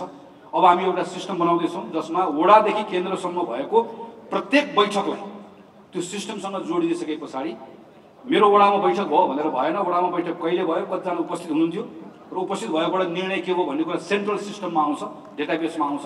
त्यो डेटाबेस हामीहरू बनाउँदैछौँ। यसमा यहाँहरू सबैको सहयोग हामीले अपेक्षा गरेका छौँ। पार्टी अनुशासनसँग अनुशासन उल्लङ्घनसँग जोडिएर आएका उजुरी र निवेदनहरूलाई अनुशासन समितिले अविलम्ब टुङ्ग्याउने, निर्वाचन भएको यत्रो समय भइसक्यो, त्योसँग जोडिएर आएका सयौँ उजुरीहरू छन्। ती उजुरीहरू नटुङ्गिँदै गर्दा पार्टी सञ्चालनमा गाह्रो भएको छ। अनुशासनको कारवाही गर्ने हो भने कारवाही गर्ने, कारवाही नगरेर टुङ्ग्याउने हो भने त्यसलाई टुङ्ग्याउने, तर त्यसलाई झुन्ड्याएर राख्ने कुराले गर्दाखेरि पार्टी सङ्गठन चलाउन गाह्रो भएको छ, जसको कारणले गर्दा यसलाई तुरन्त टुङ्ग्याउने र पार्टी आचार संहिता र अनुशासनको पालना, यसको मूल्याङ्कन, यसको छानबिन, यसको निर्णयमा चाहिँ एकरूपता हुनुपर्छ। यसको लागि एउटा मापदण्ड बनाएर गर्नुपर्छ। कहीँ अनुशासनको कारवाही हुने, कहीँ अनुशासनको हुने, यसमा मनोगत ढङ्गबाट यी कामहरू गर्ने कुरालाई हामीले रोक्नुपर्छ भन्ने कुरा हामीले यहाँ प्रस्तावित गरेका छौँ। पार्टी र सरकारको सम्बन्धको बारेमा लामो चर्चा भइसक्यो, म भूमिका पढेर सुनाउँदिनँ, पछि यहाँले हेर्नु होला। खालि छोटकरी मिति मात्रै भन्छु, हाम्रो पार्टी र सरकारको बिचमा भइरहेको अहिले जुन एक खालको अनेक हाम्रो बिचमा संवादको समस्या छ, हाम्रो बिचमा समन्वयको समस्या छ, यसलाई हामी सबैले महसुस गरेका छौँ। यसलाई सुधार गर्न के गर्न सकिन्छ होला भन्ने सन्दर्भमा विधानमै टेकेर मैले एउटा संरचना, संयन्त्र, पद्धतिको प्रस्ताव गरेको छु। यसमा यहाँहरूले अध्ययन गरेर सुझाव दिनु होला। प्रत्येक गाउँ, नगरपालिका र वडामा पार्टीको तर्फबाट जितेका जनप्रतिनिधि र पार्टी समिति बीच समन्वय, संवाद र सहजीकरणको लागि देहायको समन्वय संयन्त्र बनाउनु, जसमा जनप्रतिनिधिबाट निर्वाचित वा उम्मेदवार सहित 3 जना, पार्टीबाट सम्बन्धित तहको सभापति सहित 3 जना, सभापति आफै जनप्रतिनिधि हुनुभएको छ भने सभापति बाहेक अन्य 3 जना, सामाजिक क्षेत्रमा जो पार्टीको कमिटीमा पनि हुनुहुन्न, जो निर्वाचित जनप्रतिनिधि पनि होइन, जो काङ्ग्रेसको समर्थक शुभेच्छुक हो तर सामाजिक क्षेत्रमा प्रतिष्ठित व्यक्ति छ, जसलाई हामी सामान्यतया जसको हामी विद्वताको पनि अनुभव, त्यसको पनि फाइदा लिन सक्छौँ, यस्तो व्यक्ति 2 जना।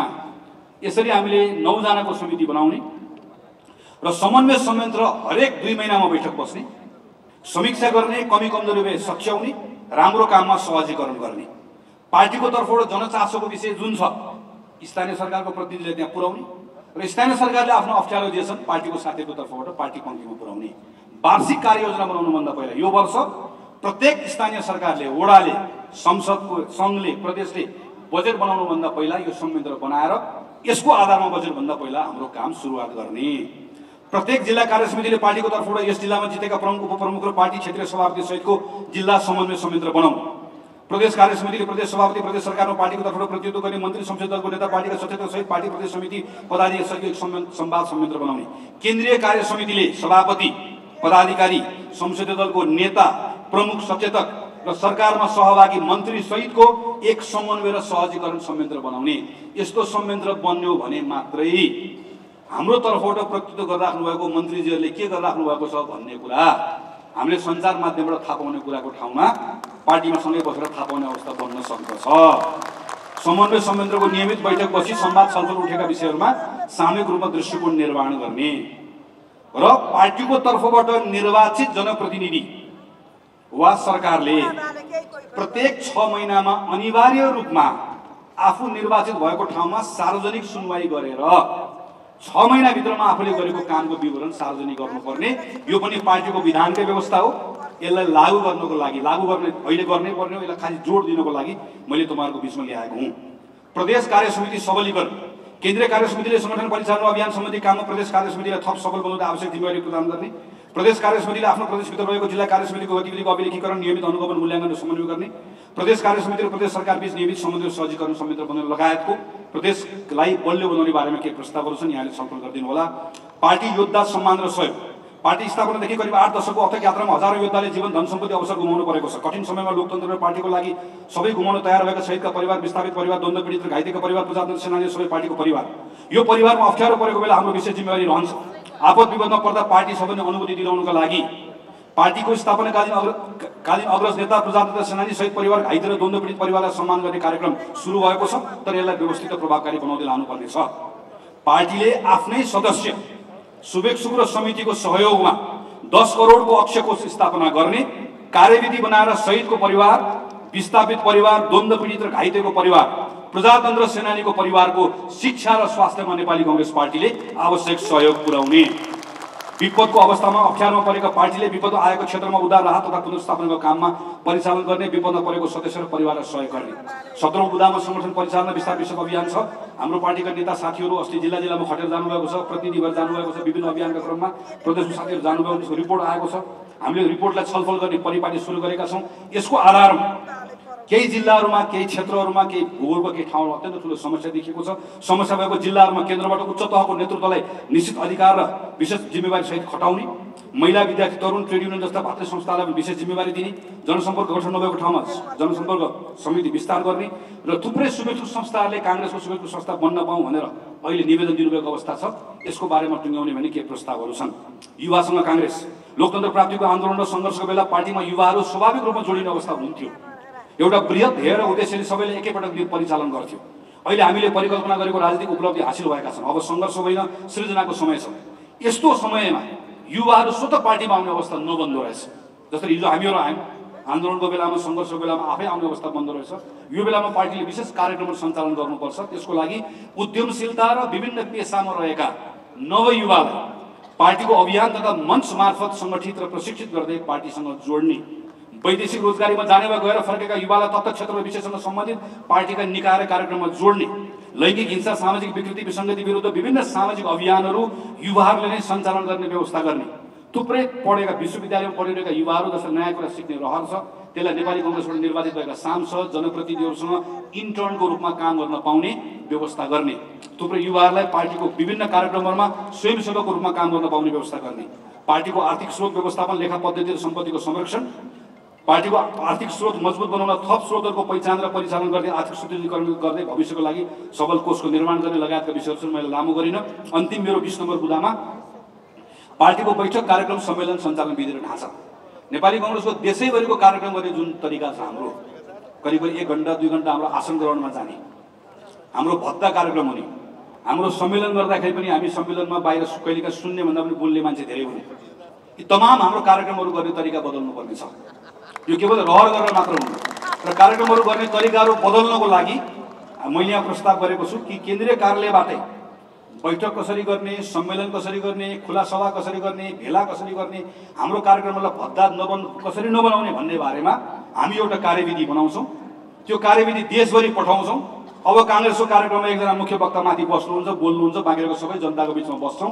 यसरी छिटो छरितो गर्ने कार्यक्रमका ढाँचाहरू बनाउने भन्ने प्रस्ताव छ। यसमा थप यहाँको सुझाव चाहियो, आइडिया चाहियो। यसलाई हामी थप समृद्ध बनाएर पछि पार्टी कार्यालयको तर्फबाट यसमा मैले थप कामहरू गर्छु। आदरणीय सभापति, आदरणीय साथीहरू, मैले यहाँ 20वटा बुदामा चर्चा गरेँ। मैले यसलाई संक्षेपमा सबै बुदा पढेको छैन, यहाँले अहिले पढिनँ यहाँ समयको कारणले गर्दा। तपाईँले पछि यसलाई पढ्नुहुन्छ, हेर्नुहुन्छ र यो 20वटा बुदामा छलफल भइदियोस्। अहिले पनि मैले भने 20, 21 होस्, 25 होस्, घटेर 18 होस्। यसका बुलेटहरूमा नयाँ बुलेटहरू थपियोस्, तपाईँहरूको सुझाव आओस् भन्ने मैले यहाँभित्र अनुरोध गरेको छु। अब यस पछाडि मेरो अर्को एउटा विषय आउँदैछ। पहिले तपाईँले फरि एकैछिन ढिलो भयो, पाउनुहुन्छ। यस पछाडि मैले अब अर्को एउटा छोटो विषयमा म यहाँभित्र राख्छु। पार्टी सभाजु, मैले यहाँभित्र साथीहरू, मैले यहाँ 20वटा विषयहरू कुराहरू राखेँ। मेरो यस पछाडिको विषयमा तर्क छ। अहिलेसम्म मैले गरेका जति पनि विचार कुरा यहाँभित्र मैले प्रस्तावमा राखेको छु, यो तपाईँ हामीसँग सम्बन्धित छ। अर्थात् 8,66,000 पार्टीको क्रियाशील सदस्यसँग सम्बन्धित छ। त्यही 8,66,000 मध्ये हामी पार्टी सभापति पनि छौँ, यहाँ बस्नुभएको साथी पनि हुनुहुन्छ। यो पार्टी सङ्गठनभित्रसँग सम्बन्धित छ। तर नेपाली कङ्ग्रेस भनेको यो मात्र होइन। नेपाली कङ्ग्रेस भनेको योभन्दा बाहिर हामी 8 लाख यहाँ छौँ भने 30 लाख मान्छे हाम्रो पार्टीको सङ्गठन संरचनाभन्दा बाहिर छ। बोलीचालीमा हामी उसलाई डेमोक्रेट भनेर भन्ने गर्छौँ। बोलीचालीमा हामी उसलाई कहिलेकाहीँ काङ्ग्रेसी भनेर भन्ने गर्छौँ, जन्मै काङ्ग्रेस भनेर भन्ने गर्छौँ। यस्तो एउटा ठुलो पङ्क्ति छ। हामी उसलाई चिन्दैनौँ, उसले पनि हामीलाई चिन्दैन। नामले हामी चिन्दैनौँ, हाम्रो सदस्यता लिएको छैन, 4 तारे झन्डा बोकेको छैन, ऊ रुख जिन्दाबाद भनेर आउँदैन, काङ्ग्रेस जिन्दाबाद भनेर हाम्रो कार्यक्रममा आउँदैन। तर जब हामीलाई अप्ठ्यारो पर्छ, चाहे आन्दोलन होस्, सङ्घर्ष होस्, हामी सँगसँगै कुममा कुम जुधाएर आउँछ। कहिलेकाहीँ 4 वर्ष 364 दिन हाम्रो बारेमा टिप्पणी गर्छ, तर 365औं दिन घाम होस्, पानी होस्, लाइन लाग्छ र स्वस्तिक गएर ढ्याम्मो रुखमा गएर चुनाव चिन्हमा गएर भोट हाल्छ। यो 30औं लाखजना मान्छे छ जसलाई हामी डेमोक्रेट भनेर भन्छौँ। यो डेमोक्रेट भनेर भन्ने जुन पङ्क्ति छ, यसका बारेमा मैले यहाँ छोटकरीमा चर्चा गरेको छु। यो डेमोक्रेट भन्ने पङ्क्ति आजको दिनमा 62-63 को आन्दोलनको सफल बनाउन हामीलाई मद्दत गर्यो। 70 को संविधान सभामा हामीलाई पहिलो पार्टी बनायो। 74 मा सिङ्गो नेपाल कम्युनिस्ट पार्टी मिलेको बेलामा हामीलाई साथ दियो। अस्ति 74 मा त्यत्रो ठुलो हामी यो संसद विघटन गरेर त्यत्रो आतंक मचाउँदै गर्दा पनि हामीलाई साथ दियो। अहिले हामी चुनाव जितेका छौँ, हामी जताततै सरकारमा छौँ, हामीले काम पनि गरिरहेका छौँ। अब यो पङ्क्ति एकदमै खुसी हुनुपर्ने हो। तर यो पङ्क्तिमा पनि एक खालको अलमल छ, संशय छ, निराशा छ, आक्रोश छ। यो किन छ भन्ने बारेमा मैले यो प्रस्तावमा केही विश्लेषणहरू प्रस्तुत गरेको छु। यसमा थप यहाँको सुझाव आउने नै छ। नेपाली कङ्ग्रेस पार्टीका निमित्त निर्वाचन पूर्व पार्टीले विशिष्ट परिस्थितिमा गर्नु परेको गठबन्धन राजनीतिक परिस्थितिजन्य बाध्यता वा रणनीतिक विषय हो। तर समर्थक र शुभेच्छुकले भने त्यसलाई काङ्ग्रेसको वैचारिक क्षयीकरणको रूपमा बुझे र पार्टीसँग चित्त दुखाएका छन्। हामीले विशेष राजनीतिक परिघटनाले सिर्जना गरेको परिस्थितिबाट गर्नु परेको गठबन्धन नियमित राजनीतिक घटनाक्रम होइन भन्ने कुरा बुझाउनु पर्ने आवश्यकता छ। समर्थक र शुभेच्छुकहरू काङ्ग्रेसले उदार लोकतन्त्रको आधारभूत मूल्य मान्यता, विधिको शासन, वैयक्तिक स्वतन्त्रता लगायतका निर्णयमा निर्णायक अडान लियोस्। कुनै पनि अवस्थामा त्यो विषयमा सम्झौता नगरोस्। सत्ता स्वार्थको लागि त गर्दै नगरोस् भन्ने अपेक्षा राख्छ। आम लोकतन्त्रवादीको यो अपेक्षालाई सम्मान गर्दै भरोसा कायम राख्नुपर्ने चुनौती छ। भ्रष्टाचार नियन्त्रणका लागि अग्रसर भई विगतमा अख्तियार दुरुपयोग अनुसन्धान आयोग, सम्पत्ति शुद्धिकरण आयोग लगायतका महत्त्वपूर्ण निकायहरूको गठनमा नीतिगत, कानुनगत एवं संस्थागत पहल गरेको काङ्ग्रेस पार्टीले सुशासनको सन्दर्भमा अझै खरो रूपमा भ्रष्टाचार नियन्त्रण गरोस्, राज्य संस्था र संयन्त्रको संस्थागत विकासमा अग्रसरता लियोस् भन्ने यो पङ्क्तिको अपेक्षा छ। तीनैवटा तहमा को सरकार काङ्ग्रेसको सरकार छ। सेवा प्रवाहमा काङ्ग्रेसले अतिरिक्त तदारुकता देखाएर व्यतिथि विसङ्गतिको अन्त्य गर्दै सेवा प्रवाहमा जनताले गुणात्मक परिवर्तनको महसुस गर्न पाओस् भन्ने यो पङ्क्तिले अपेक्षा गरेको छ। उदार लोकतान्त्रिक प्रणालीको मर्म विपरीत राज्यको सम्पूर्ण निकायहरूको दलीयकरणबाट समग्र नेपाली समाज आजित भएको छ। विश्वविद्यालय, प्रतिष्ठान, आयोगदेखि अदालतसम्म दलीय भागभण्डाले गिजोलेर थलिएका छन्। यस्तो अवस्थामा भागभण्डा रोकेर राज्यको निकायको सबलीकरणमा काङ्ग्रेसले अग्रसरता लियोस् भन्ने हाम्रो समर्थक र शुभेच्छुकले काङ्ग्रेसबाट चाहेका छन्। पछिल्लो समय प्रोपगण्डाको राजनीतिले सिर्जना गरेको विगतमा केही पनि भएन भन्ने भाष्यले आम जनता र खास गरी समर्थक शुभेच्छुकहरूलाई समेत दिग्भ्रमित बनाएको छ। विगतमा गरेको राम्रो कामहरूको सही ढङ्गले सम्प्रेषण गर्न नसक्दा आजसम्म केही पनि भएन। इतिहासका सङ्घर्ष उपलब्धिहरू सबै निरर्थक हुन् भन्ने नितान्त गलत भाष्य निर्माण गर्न खोजिएको छ। हुँदाहुँदै कतै यो परिवर्तन गरेर हामीले गल्ती नै पो गऱ्यौँ कि भनेर यदाकदा पार्टीभित्रकै सानो तबकाले देखाउने दुविधा र लघुतावास समेत यस्तै प्रोपोगन्डालाई थप मलजल पुर्याएको छ। आदरणीय सभापति र साथीहरू, यो जुन पङ्क्ति छ, यो पङ्क्तिले हाम्रो कार्यक्रम, हाम्रो भेला सम्मेलन, हाम्रो बैठक, यो कुनै कुराबाट यसले हाम्रो बारेमा धारणा बनाउँदैन। 48 सालमा नेपाली कङ्ग्रेसले नेपालको इतिहासमा सबैभन्दा बढी मत पाएको, बिपी कोइरालाको नेतृत्वमा रहेको काङ्ग्रेस 2015 सालमा पाएको भन्दा बढी मत 48 सालमा पाएको। 48 सालमा काङ्ग्रेसले मत पाउँदै गर्दा काङ्ग्रेसको क्रियाशील सङ्ख्या 8 लाख थिएन, केही हजार थियो।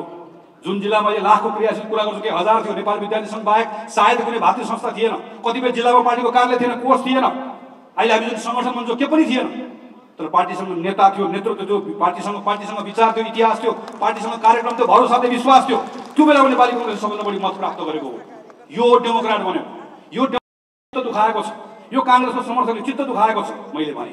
तर चित्त दुखाएको छ भनेर मात्र हुँदैन। चित्त दुखाएको उनको चित्तलाई हामीले बुझाउनु पर्ने छ। मन हामीले जोड्नु पर्ने छ। मञ्चमा बस्नेले, तल बस्ने हामीले मिलेर गर्नुपर्ने छ। हाम्रो परिवारले गर्नुपर्ने छ, काङ्ग्रेसले गर्नुपर्ने छ। काङ्ग्रेसका समर्थकहरूलाई घरसँग फेरि ल्याएर जोड्नुपर्ने छ। यो कसरी जोड्न सकिन्छ होला भन्ने बारेमा मैले 5 वटा बुदामा प्रस्तुत गरेको छु र यसलाई मैले भनेको छु नेपाली कङ्ग्रेसले यो विषयमा विशेष सङ्कल्प गर्नुपर्छ। एउटा निश्चित साझा नीति तथा कार्यक्रम बनाएर सरकार सञ्चालनका लागि अन्य दलसँग तालमेल गर्ने कुरा चुनाव पछाडि स्वाभाविक हुन सक्छ। तर निर्वाचन पूर्वको गठबन्धन लोकतन्त्रमा नियमित राजनीतिक अवस्था नभएर एउटा बाध्यात्मक परिस्थितिको उपज थियो भन्ने कुरालाई मनन गर्दै मेरो प्रस्ताव छ, नेपाली कङ्ग्रेस यस महासमिति बैठकबाट पार्टीका तमाम सदस्यहरू, शुभेच्छुक तथा समर्थक र आम नागरिकलाई पूर्ण विश्वास दिलाउँदै दृढ सङ्कल्प गर्दछ कि हामी अब भविष्यमा हुने आवाधिक निर्वाचनहरू आफ्नै ताकतमा एक्लै लड्नेछौँ र हाम्रो मतदातालाई नेपाली कङ्ग्रेसको चुनाव चिन्ह रुखमा नै मत हाल्न पाउने अवस्था सुनिश्चित गर्नेछौँ। हाम्रो आफ्नै सङ्गठनलाई थप ऊर्जाशील बनाउँदै आम जनताको मत र विश्वास बढाएर नेपाली कङ्ग्रेसले एक्लै बहुमत ल्याउन सक्ने पार्टीको रूपमा पुनर्स्थापित हुनेछौँ। आदर्शको लागि जीवन पर्यन्त कठोर सङ्घर्ष गरेका प्राण आहुति दिएका अथक योद्धाहरूले जन्माएको पार्टी नेपाली कङ्ग्रेसले कुनै पनि निर्णय गर्दा तिनी अग्रजहरूको बलिदानलाई स्मरण गर्दै तत्काल कुनै अप्ठ्यारो र चुनौती आए पनि वा पार्टीले क्षति नै बेहोर्नु परे पनि लोकतान्त्रिक मूल्य मान्यता, राष्ट्रियता, राष्ट्रिय स्वाभिमान र विधिको शासन लगायतका आधारभूत मान्यतामा कहिले पनि सम्झौता गर्ने छैन। नागरिकको जीवनमा सकारात्मक परिवर्तन ल्याउन ससानो कामले देशलाई समुन्नतितर्फ लैजान्छ नै। नेपाली कङ्ग्रेस जनमुखी परिचय पनि स्वतः स्थापित गर्छ भन्नेमा काङ्ग्रेसलाई गहिरो विश्वास छ। त्यसैले सङ्घ र प्रदेशहरूमा सरकार साझेदारी र 332 स्थानीय तहको सरकारको नेतृत्व गरेको नेपाली कङ्ग्रेसले सेवा प्रवाहलाई चुस्त बनाउँदै शिक्षा, स्वास्थ्य, कृषि, रोजगारी, उद्योगमा सुधार र सकारात्मक भविष्यको अनुभूति नागरिकलाई कसरी गराउने भन्ने विषयमा हामी गम्भीरतापूर्वक प्राथमिकता लिनेछौँ। संसदभित्रको हाम्रो भूमिकालाई पनि त्यही अनुसार सुदृढ र प्रभावकारी बनाउनेछौँ। पार्टीले भ्रष्टाचारमा, महिलामाथि हुने हिंसा, सामाजिक विभेद, छुवाछुत लगायतमा शून्य सहनशीलताको नीति अङ्गीकार गर्नेछ। अपराधमा संलग्न दोषी छ भने जस्तोसुकै शक्तिशाली र प्रभावशालीले पनि उन्मुक्ति पाउनु हुँदैन। तर निर्दोष छ भने कुनै जात, लिङ्ग, समुदाय, परिवार वा पार्टीसँग जोडिएको आधारमा पनि अन्यायमा पर्नु हुँदैन भन्ने हाम्रो मान्यतामा पार्टी अडिग रहनेछ।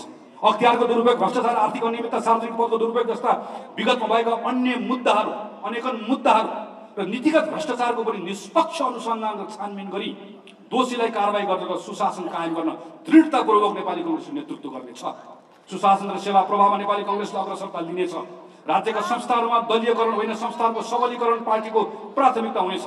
यो सन्दर्भमा आवश्यक कानुन र संरचनाको विकास गर्ने लगायतका साझा विषयमा अन्य दलसँग समेत हामीले अग्रसरता लिनेछौँ। आदरणीय साथीहरू, त्यसैले भ्रष्टाचार विरुद्धको अभियान काङ्ग्रेसले नेतृत्व गर्ने, नागरिकको जीवनमा परिवर्तन ल्याउनको लागि सेवा प्रवाहलाई उच्च स्तरमा पुर्याउने, हामी जस्तोसुकै अवस्था आओस्, सत्ता बाहिर जानु परे परोस्, तर आधारभूत मूल्यमा सम्झौता नगर्ने र योभन्दा अगाडि हुने अब भविष्यमा हुने प्रत्येक आवाधिक निर्वाचनमा एक्लै चुनाव लड्ने र रुखमा मात्रै भोट हाल्ने यति प्रतिबद्धता हामीले गर्न सक्यौँ भने ती लाखौँ पार्टीका समर्थकहरू, शुभेच्छुकहरू जसले काङ्ग्रेस सरकारमा होस् नहोस् हामी को बस्छौँ बस्दैनौँ कहिले चिन्ता नगरिकन हामीलाई समर्थन गरेका छन्। ती 30 लाख मान्छे जो हाम्रा समर्थकहरू ती दृढ भएर हामीहरूसँग उभिन्छन् भन्ने विश्वासको साथ यो प्रस्ताव मैले यहाँहरूको बिचमा प्रस्तुत गरेको छु।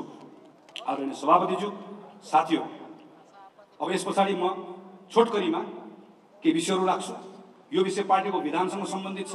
तपाईहरु सबैलाई थाहा छ हामी 2082 मा महाधिवेशन गर्नेछौँ, किनकि हाम्रो विधानले त्यही भन्छ। अहिले 80 साल हो, 82 को महाधिवेशन भन्दा पहिला हामी अर्को महासमिति गर्नेछौँ र त्यो महासमितिले विधान संशोधन गर्नेछ र त्यो संशोधित विधानका आधारमा हामीहरू अधिवेशनमा जानेछौँ। त्यसैले यो अधिवेशन महासमिति सकिएपछि केन्द्रीय कार्य समितिले एउटा विधान संशोधन समिति मस्यौदा समिति संशोधन समिति बनाउनेछ र विधान संशोधन मस्यौदा समिति जुन छ यो देशैभरि जानेछ, तपाईहरुसँग कुराकानी गर्नेछ, त्यसबाट प्रस्ताव ल्याउनेछ र तपाईहरुले यसै गरी हलबाट त्यो विधानलाई पारित गर्नुहुनेछ। त्यसैले यो पटक हामी त्यो विधानको विषयमा धेरै छलफल गर्दैनौँ, किनभने विधानको विषयमा धेरै छलफल गर्न थाल्यो भने अहिले सुधार गर्ने कार्यहरू छायामा पर्छ र त्यो विषयले ढाकछोप गर्छ। तर विधानको विषयमा प्रवेश पनि गर्नुपर्नेछ, किन हाम्रो वरिपरि छलफल चलिरहेको छ। त्यसले हाम्रो वरिपरि छलफल चलिरहेका विषयहरू के होलान् तपाईहरुको बिचमा सुनेको, तपाईहरुसँग भेट्दा तपाईले राख्नुभएको लेखेको पढेको यिनै आधारमा मैले केही कुराहरू टिप्पणी गरेको छु। म यहाँलाई पढेर सुनाउँछु र म के अपेक्षा गर्छु भने यो विषयको बारेमा अहिलेको यो बेलामा तपाईहरुले लिने केही कुरा थपिएला पके पनि, तर अहिले यसलाई छलफलको मूल विषय नबनाइकन हामी विधान मस्यौदा समितिहरू गर्छौँ भन्ने कुरा यहाँहरूले बुझिदिनुको लागि म आग्रह गर्छु। किनकि छलफल हुँदै गर्दा थुप्रै विषय यसरी उठ्ने रहेछन् कि यो विषय यसरी परिमार्जन भइदियोस् भन्ने कुरा विधानसँग जोडिएको छ। यो पटक विधान संशोधन हुँदैन, तर अर्को पटक विधान संशोधन गर्नुपर्ने भएकोले यो विषयहरू छन्। यो विषयको सन्दर्भमा 20वटा बुदामा छ, छोटकरीमा राख्छु। पहिलो सदस्यता। हालसम्म पार्टीमा सदस्य र क्रिया पार्टी सदस्य जसलाई पहिला हामी साधारण सदस्य भन्थ्यौँ, अहिले हामीले साधारण सदस्य भन्दैनौँ, पार्टी सदस्य भन्छौँ। पार्टी सदस्य र क्रियाशील सदस्य गरी दुई खालको सदस्यता प्रणालीको अभ्यास छ। अब यही व्यवस्था कायम राख्ने वा पार्टीमा एउटा खालको मात्रै सदस्यताको अभ्यास गर्ने, सदस्यता प्राप्ति प्रक्रियालाई थप सहज र फराकिलो बनाउने। दुई, नेतृत्व चयन प्रक्रिया। अहिले हाम्रो पार्टीको विधानले वडादेखि केन्द्रसम्म तहगत रूपमा प्रतिनिधिहरू छनौट गर्दै गरेर नेतृत्व चयनको विधि गरेर हामीहरू सबै छानिएर आएका छौँ। अहिले जे छ यसलाई कायम राख्ने वा वडादेखि जिल्ला तहसम्म जुन तहको लागि नेतृत्व छनौट गर्ने हो त्यही तहको क्रियाशील सदस्यहरूको प्रत्यक्ष निर्वाचनबाट सो तहको नेतृत्व र महाधिवेशन प्रतिनिधि चयन गर्ने वा अन्य विकल्पमा जाने। अहिले हामी सभापति सहित बहुपदहरूको निर्वाचन गर्छौँ। हरेक तहको कार्य समितिको निर्वाचन गर्दा अहिले जस्तै सभापति सहित बहुपद निर्वाचन गर्ने वा अहिले जस्तो बहुपद निर्वाचन गरेर केही मनोनित गर्छौँ, मनोनितलाई पुरै हटाएर 100% निर्वाचन गर्ने वा सभापति र सदस्य मात्र निर्वाचित गर्ने वा सभापति मात्र निर्वाचित गरेर निर्वाचित भएको सभापतिलाई 4 वर्ष चलाउन दिने। यो 3-4वटा विकल्पहरू छन् छलफल गर्ने विकल्पहरू। दोस्ती 3, अहिलेको जस्तो नेपाली कांग्रेसका केही सदस्यहरू स्वतः प्रतिनिधि हुने व्यवस्थालाई निरन्तरता दिने वा केन्द्रीय सभापतिदेखि हरेक तहमा विभिन्न जिम्मेवारी रहेका प्रत्येक नेपाली कांग्रेसको सदस्य अनिवार्य रूपमा तल्लो तहबाट निर्वाचित भएर आउन पर्ने व्यवस्था गर्ने। 3, समावेशिता। समावेशी समानुपातिक प्रतिनिधित्व र संरचनाको व्यवस्था अहिलेको जस्तै राख्ने वा निर्वाचन र मनोनयन गर्दा समावेशी समानुपातिक सिद्धान्तको मर्मलाई पूर्ण रूपमा आत्मसात गर्ने गरी प्रत्येक तहको कार्य समितिमा 1/3 अनिवार्य महिला पदाधिकारी र अपाङ्गता भएका व्यक्ति अनिवार्य रहने गरिकन समितिमा महिला पदाधिकारी 1/3 अनिवार्य, अपाङ्गता व्यक्ति समितिमा रहने र विभिन्न क्लस्टरहरू मधेसी, मुस्लिम, दलित लगायतको क्लस्टरले जुन हामीले गर्ने गरेका छौँ यसलाई थप फराकिलो बनाएर सुनिश्चित गर्ने। मधेसी दलित समुदाय जुन अहिले छुट्ने गरेको छ, मधेसी दलित समुदाय जस्तो छुटिरहेको समूहको छुट्टै क्लस्टर बनाएर पहुँच सुनिश्चित गर्ने वा अहिले जे भइरहेको छ यसलाई निरन्तरता दिने। पार्टीभित्र समावेशी समानुपातिकको प्रतिनिधित्व भए जस्तै पार्टीबाट उम्मेदवार बनाउँदा क्षेत्रमा उम्मेदवार बनाउँदाखेरि अहिले जे छ त्यसलाई कायम राख्ने वा यसरी बनाउँदै गर्दाखेरि पनि महिला लगायतको प्रतिनिधित्वलाई सुनिश्चित गर्ने भनेर पार्टीको विधानमा व्यवस्था गर्ने। 4, कार्य समितिको संरचनाको व्यवस्था। गाउँ नगरदेखि केन्द्रसम्मको सबै तहको कार्य समितिको अहिलेको संरचनालाई यथावत राख्ने जुन ठूलो छ वा पार्टीका तहगत समिति व्यवहारिक र कार्यमूलक बनाउने सबै तहको समितिको आकारलाई सानो, छरितो र प्रभावकारी बनाउने र समितिभित्रै संविधानको मर्म अनुरूप समावेशी समानुपातिक प्रतिनिधित्वको सुनिश्चितता गर्ने। 5, उम्मेदवार छनौट प्रक्रिया। पार्टीको अहिलेको अभ्यास के छ? पार्टीको विधानले तल्लो तहको कार्य समितिहरूबाट प्राथमिक सिफारिस रायसहित निर्णय गर्ने तहमा पुर्याउने अनि निर्णय गर्ने तहले विधानले तोके बमोजिम समिति बनाएर उम्मेदवार चयन गर्ने चलन छ। अहिले जे छ जसरी हामी टिकट बाँड्छौँ यसलाई निरन्तरता दिने वा सम्बन्धित तह र क्षेत्रको क्रियाशील सदस्यको प्रत्यक्ष मतदान प्राइमेरी इलेक्सनबाट उम्मेदवार छनौट गर्ने। संसदीय उम्मेदवारको सन्दर्भमा मैले यो वडा र नगरको भने संसदीय उम्मेदवारको सन्दर्भमा तल्लो तहबाट प्रारम्भिक सिफारिस रायसहित माथि पठाउने 3 जना भनेको ठाउँमा 10 जना 15 जना 20 जना पठाउने माथि बोर्ड बस्ने बोर्डले जसलाई चाहे त्यसलाई गर्ने अहिलेसम्मको अभ्यास छ। यो अभ्यास राख्ने वा संसदीय उम्मेदवारको हकमा पनि सम्बन्धित क्षेत्रको पार्टीको क्रियाशील सदस्यहरूले प्राइमरी इलेक्सनबाट को सांसद बन्ने भन्ने कुराको छनौट गर्ने अथवा सम्बन्धित संसदीय क्षेत्रबाट समावेशी सबै कुरा मिलाउनु पर्ने भएकोले एकजना छनौट नगरेर बढीमा महिला सहित अनिवार्य रूपमा 3 जना छनौट गर्ने, त्यो 3 जना भन्दा 4 जना छनौट गर्न नपाउने, माथिल्लो कुनै पनि तहले थप्न नपाउने, त्यो 3 जना मध्येबाट निर्णय गर्नुपर्ने वा यो के पनि नगरिकन यसरी गर्दाखेरि यो के पनि नगरिकन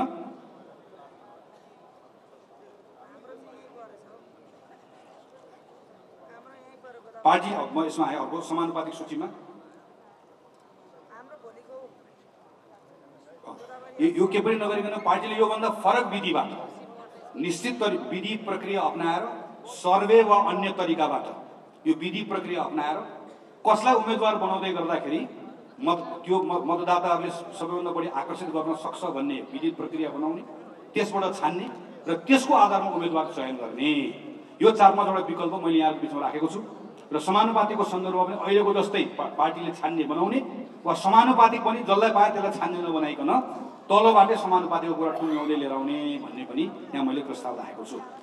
भातृ सङ्घको बारेमा अहिले भातृ संस्थाको विधान छ, विधान अनुसार आफ्नो नेतृत्व आफै छान्नुपर्छ, तर कसैले पनि छान्दैन। नछानेको हुनाले हामी छान्छौँ, छानेपछि फेरि उसले छान भन्छ, उसले फेरि छान्न सक्दैन, फेरि हामी छान्छौँ। यो कुरालाई निरन्तरता दिने वा भातृ संस्थालाई अहिले यसको ठाउँमा राजनीतिक कुरामा पार्टीले निर्देशन दिने तर सांगठनिक कुरामा पूर्ण स्वायत्तता दिएर, जसरी हाम्रो शुभेच्छु संस्थाहरूले समयमा आफ्नो अधिवेशन गरेको छ, ट्रेड युनियनले गरेको छ, शिक्षकले गरेको छ, अरूले गर्न सक्ने हाम्रो भातृ संस्थाले गर्न नसक्ने जुन परिपाटी छ यसलाई कसरी बदल्ने भन्ने हाम्रो यहाँभित्र प्रस्ताव छ। शुभेच्छु संस्था यसलाई अलिकति राम्रोसँग सुनिदिनु होला। कति बाहिर पढ्दै गर्दा कतिपय साथीहरू यसमा अलिकति अल्मलिनु भएको मैले पाएँ। प्रचलित कानुनले पार्टीमा आबद्धता हुन रोक लगाएको सरकारी शिक्षक, सरकारी कर्मचारी, प्राध्यापक जसलाई प्रचलित कानुनले पार्टीको सदस्य बन्न रोक लगाएको छ। यो उहाँहरू सम्मिलित भएको विभिन्न संस्थाहरूलाई पार्टीले अहिले शुभेच्छु संस्थाको मान्यतामा हामीहरू सम्बन्धमा छौँ। यसले एक खालको अलमल सृजना गरेको छ। यसैलाई निरन्तरता दिने वा प्रचलित कानुनले पार्टी सदस्यता लिन निषेध गरेको पेसासँग सम्बद्धहरूसँग विशिष्ट सम्बन्ध, शुभेच्छुको होइन विशेषज्ञ सम्बन्ध भनेर नयाँ सम्बन्ध हामीले स्थापित गर्ने, पार्टी सदस्यता प्रदान नगर्ने, तर पार्टीको केन्द्रमा पनि जिल्लामा पनि प्रत्येक तहमा केही प्रतिशत प्राध्यापक, शिक्षक, श्रमिक विभिन्न समुदायबाट आउनेहरूको लागि छुट्याएर राख्ने र त्यहाँ उहाँहरूले मात्रै प्रतिस्पर्धा गर्न पाउने। त्यसकारणले गर्दा भोलि नेपाली कांग्रेस पार्टीमा गएर मैले ठाउँ पाउँछु कि पाउँदिनँ भन्ने बारेमा कसैले पनि चिन्ता गर्नु नपर्ने, यो खालको बाटोमा जाने, अहिले जे छ यही अभ्यासमा जाने। जनसम्पर्क समिति प्रचलित कानुन अनुसार जनसम्पर्क समितिको हकमा पनि जनसम्पर्क समितिमा अहिले सदस्य नेपाली नागरिकता छोडेर गैर आवश्यक नेपाली नागरिकता लिनुभएको, जो नेपाली पहिला हुनुहुन्थ्यो अहिले गैर आवश्यक हुनुहुन्छ, उहाँहरूले पनि पाउनुहुन्छ। तर नेपालको कानुनले चाहिँ नेपाली कांग्रेसको सदस्य बन्न पाइँदैन, यसले पनि अलमल ल्याएको छ। तर जनसम्पर्क समितिमा नेपाली नागरिक मात्र हुनुपर्छ भनेर भन्यो भने त हाम्रो साथीहरू त अत्यन्त थोरै मात्र हुनुहुन्छ। यसको विकल्प यो हुन सक्छ कि छलफल गरौँ भन्ने कुरा हो कि जनसम्पर्क समितिलाई संस्थागत आबद्धता दिने, जनसम्पर्क समितिले आफ्नो सदस्य बनाउने, कांग्रेसले सदस्य बनाएर राख्नु नपर्ने त्यहाँ दिने, र जनसम्पर्क समितिहरूको विश्व सम्मेलन गरेर यहाँभित्र मध्य पूर्व, एसिया प्रशान्त, युरोप, भारत, अफ्रिका लगायतको विभिन्न परिषदहरू बनाउने, अन्तर्राष्ट्रिय परिषद बनाउने, खास गरिकन अन्तर्राष्ट्रिय महासङ्घ, उहाँहरू सहभागी हुने, त्यसले छान्ने, अहिले पाएको प्रतित्व घटाउने होइन तर प्रतित्व हुने कुरालाई व्यवस्थित गर्ने, जसले गर्दा नेपालको कानुनसँग पनि मिल्ने गरिकन व्यवस्थापन गर्ने। अहिले हाम्रो पार्टीको केन्द्रीय निर्वाचन समिति, लेखा समिति, अनुगमन समिति छ, पार्टीले नै बनाउँछ। अहिलेको जस्तै कायम राख्ने वा पार्टीको महाधिवेशनबाट सिधा निर्वाचित भएर निर्वाचन आयोग बनाउने, लेखा आयोग बनाउने, अनुशासन आयोग बनाउने र यसमा पार्टी नेपाली कांग्रेसको सदस्य तर सम्बन्धित क्षेत्रमा अनुभव भएको मान्छेहरू यसबाट आएर बस्ने र वा योभन्दा बाहेक अन्य अर्को कुनै विकल्पमा जाने। टोल कार्य समिति, कांग्रेसको विधानमा अहिले टोल कार्य समिति छ, सबैभन्दा प्रभावकारी बनाउनु पर्ने टोल कार्य समितिलाई हो। तर टोल कार्य समितिले विधानले अधिकार नदिएको हुनाले गर्दा अहिलेको जस्तै राख्ने वा विधानमा के अधिकार दिएर राख्ने। वडा कार्य समिति 6 महिनामा वडा सम्मेलन गर्ने भनेको छ, व्यवहारिक छैन। यसलाई राख्ने वा यसलाई बदल्ने। महानगर समिति जस्तो समितिहरू, उपमहानगर जस्तो समितिहरूको विधानमा कुनै स्पष्ट कार्यक्षेत्र छैन। अहिलेको जस्तै राख्ने वा स्पष्ट कार्यक्षेत्र तोक्ने। प्रदेश सभा क्षेत्रीय कार्य समिति, प्रतिनिधि सभा क्षेत्रमा प्रदेश सभाको सभापति, त्यहाँको उपसभापति हुने जुन व्यवस्था गरिएको छ, यसलाई कायम राख्ने वा प्रदेश सभालाई अलग्गै लगेर राख्ने।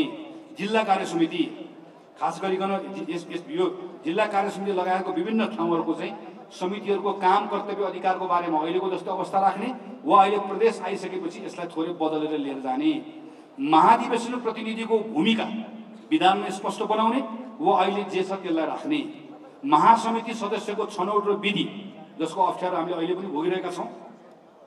अधिवेशनकै बेलामा महासमिति सदस्य अनिवार्य टुङ्गो लगाउँदाखेरि मात्र त्यसलाई मान्ने अथवा क्लस्टर अनुसार महाधिवेशन प्रतिनिधिमा सबैभन्दा बढी मत ल्याउनेलाई स्वतः महाधिवेशन प्रतिनिधि बनाउन सकिने व्यवस्था गर्ने के गर्ने विकल्प छ। प्रदेश कार्य समितिको अधिकार अत्यन्तै सीमित छ। अहिलेको जस्तै राख्ने वा प्रदेश कार्य समितिलाई योभन्दा बढी अधिकार बनाउने। पार्टीको आर्थिक व्यवस्थापनको सन्दर्भमा अहिले जे छ, लेबी तिर्ने, सदस्यता शुल्क तिर्ने, यसलाई राख्ने वा पार्टीको आर्थिक पारदर्शिता सहितको कोष व्यवस्थापनको सन्दर्भमा पार्टीको आन्तरिक कोष व्यवस्थापनसँगै पार्टीले निर्वाचनमा पाएको भोटको आधारमा राज्यले नै, सरकारले नै दलहरूलाई कोष उपलब्ध गराउने व्यवस्थाको लागि पार्टीले पहल कदमी लिने। हाल अघि महामन्त्रीजीको प्रस्तावमा पनि आएको छ। यो प्रस्तावमा चाहिँ एकछिन सभापतिले मलाई कतिपटक सांसद बाबु भाइ भनेर सोध्दै हुनुहुन्थ्यो। हाल पार्टीमा जिम्मेवारीबाट निश्चित समयपछि अलग रहने एक्जिट पोलिसी यसको कुनै निश्चित छैन। अहिले हामी जतिपटक पनि हुन पाउँछौँ।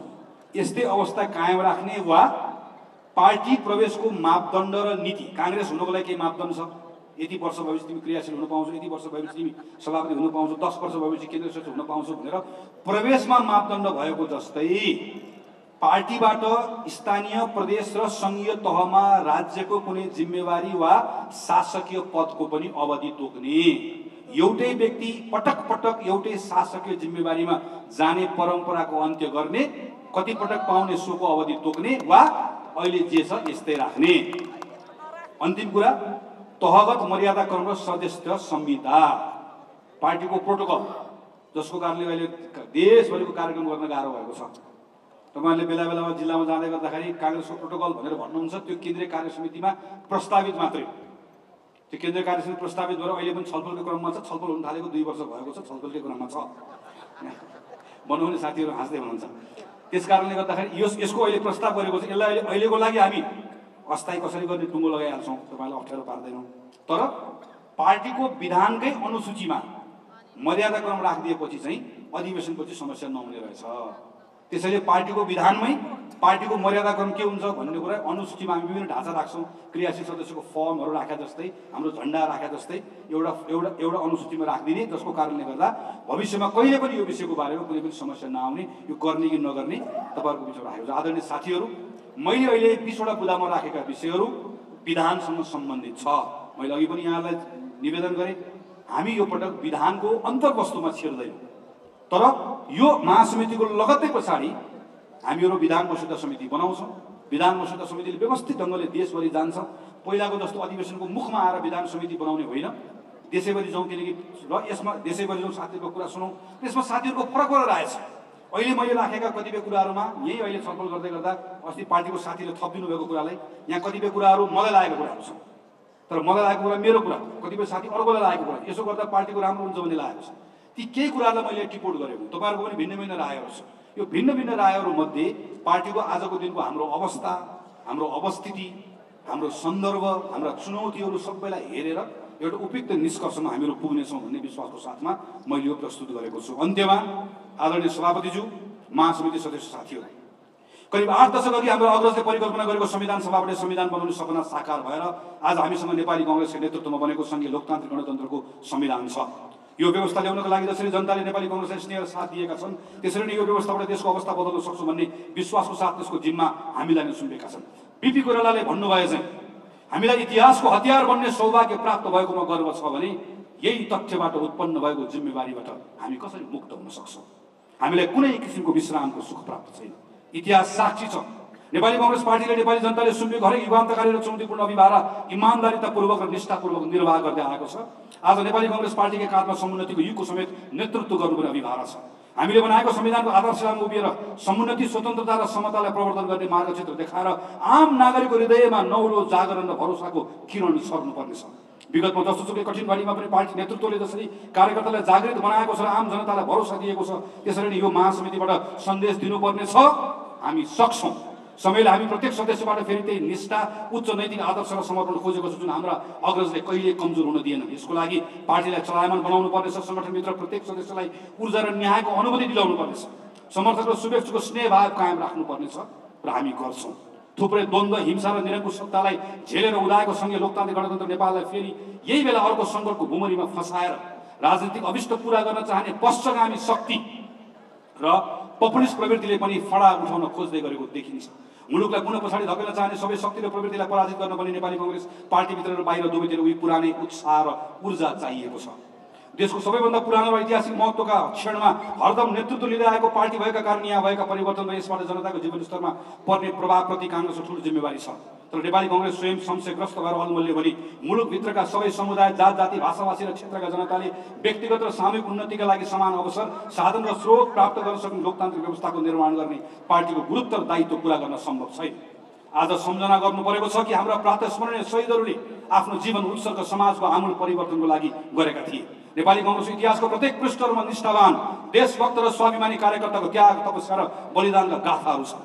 सबै नेपाली सुखी हुने र द्वन्द्व र शोषण रहित समाज, समतामूलक स्वावलम्बी समाजको निर्माण गर्न सकियो भने मात्र अग्रजको बलिदानको सम्मान अनि कांग्रेस पार्टीको अस्तित्वको औचित्य पुष्टि हुन्छ।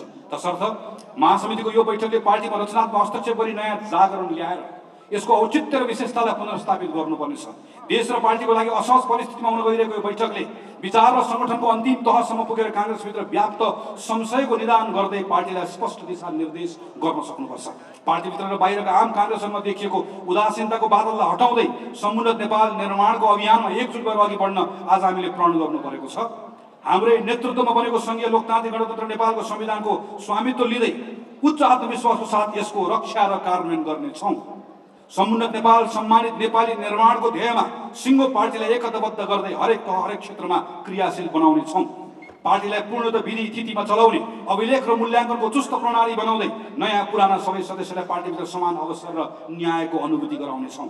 पार्टीका सबै सदस्य लोकहितको एउटै ध्येयमा बाँधिएकोले नेपाली कांग्रेस पारस्परिक एकता, आत्मीयता, सहअस्तित्व र सहकार्यको भावनाले परिचालित गुटबन्दी र व्यक्तिगत स्वार्थबाट मुक्त भएको पार्टी बनाउनेछौँ। पार्टीलाई जरैदेखि समावेशी बनाउँदै संविधानको मर्म अनुरूप प्रतिनिधित्व र निर्णय प्रक्रियामा सबै क्षेत्र, वर्ग, जाति, समुदाय र लिङ्गको पहुँच पुग्ने गरी पार्टी संरचनाको विकास गर्ने र पार्टीको तर्फबाट अवसर प्रदान गर्दा समावेशी ढङ्गबाट गर्ने कुराको सुनिश्चित गर्नेछौँ।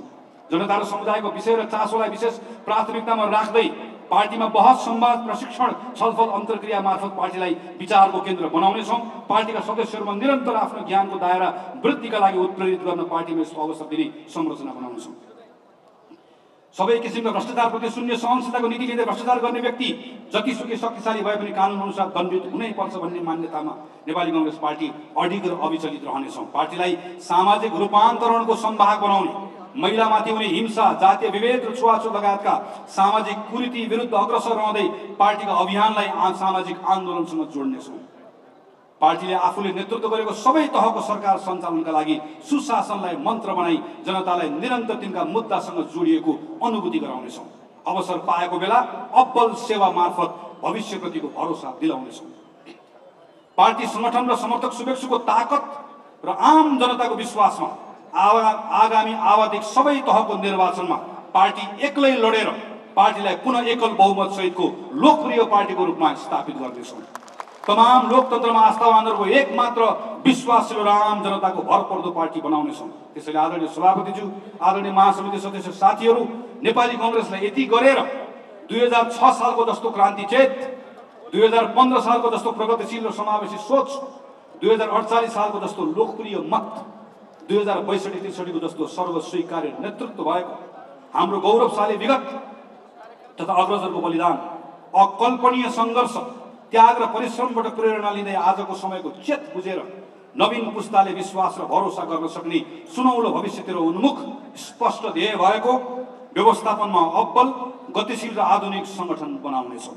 आदरणीय सभापतिज्यू, महासमिति सदस्य साथीहरू, मैले 36 पृष्ठको मेरो प्रस्तावलाई छोटकरी संक्षेप बनाएर तपाईँहरूको बिचमा प्रस्तुत गरेँ। केही साथीहरूले अझै पाउनुभएको छैन, मैले जाने बेलामा लिएर जानमा आग्रह गर्छु। पाउनुहुन्छ। यस पछाडि अरू केही यहाँ अरू कुराहरू छन्। अहिले पार्टीको मुख्य सचिवले राख्नुहुन्छ। म यहाँलाई फेरि धन्यवाद दिन चाहन्छु र म फेरि अन्तिम एकछिन आग्रह गर्न चाहन्छु। खास गरिकन अरू विषयहरू भनेका राजनीतिक विषयहरू छन्। मुख्यतः यो साङ्गठनिक प्रतिवेदन भएको हुनाले गर्दा हाम्रो सङ्गठनको ताकत कहाँ छ, कमजोरी कहाँ छ भनेर मैले विश्लेषण गरेँ। तर महामन्त्रीको रूपमा साङ्गठनिक यो प्रस्ताव मैले प्रस्तुत गरिनहुँदा मैले यहाँहरूबाट अपेक्षा गरेको सबभन्दा बढी कुरा भनेको अरू मागेको राष्ट्रिय राजनीतिका अरू विषयमा प्रवेश गरिनँ, किनकि मेरो कार्यशैली यो थिएन। मैले त्यसमा आफ्नो दृष्टिकोणहरू अरू मञ्चमा राख्नुला, यहाँहरूसँग बसौँला, छलफल गरौँला, देशका बारेमा, सरकारका बारेमा, अरू विषयका बारेमा। सङ्गठनको 20वटा बुदा जुन खास गरिकन तपाईँ हाम्रो पार्टी जीवनसँग जोडिएका छन्। मैले प्रशिक्षणको कुरा राखेँ, मैले सदस्यताको कुरा राखेँ, अभियानको कुराहरू राखेँ। यो विषयमा यहाँहरूको छलफल केन्द्रित भएर यसमा मैले ठोस सुझाव प्राप्त गर्छु भन्ने अपेक्षा राखेको छु। मेरो कुराहरू सुनिदिनु भयो, यहाँहरूप्रति आभार प्रकट गर्न चाहन्छु। आदरणीय पार्टी सभापति लगायत पार्टीका नेता साथीहरू, पार्टी केन्द्र समितिका साथीहरू, जसले मैले केन्द्र समितिको प्रस्ताव प्रस्तुत गरेको प्रस्तावमा थुप्रै सुझावहरू दिनुभएको छ, यसलाई थप समृद्ध बनाउनु भएको छ। खास गरिकन सभापति लगायत नेताहरूप्रति र अरू साथीहरूप्रति हार्दिक आभार प्रकट गर्दै महासमितिका सदस्य साथीहरूले ध्यानपूर्वक मेरो प्रस्तावलाई सुनिदिनु भएकोमा हार्दिक आभार प्रकट गर्दै मेरो कुरा टुङ्ग्याउँछु। धन्यवाद, नमस्कार, जय नेपाल।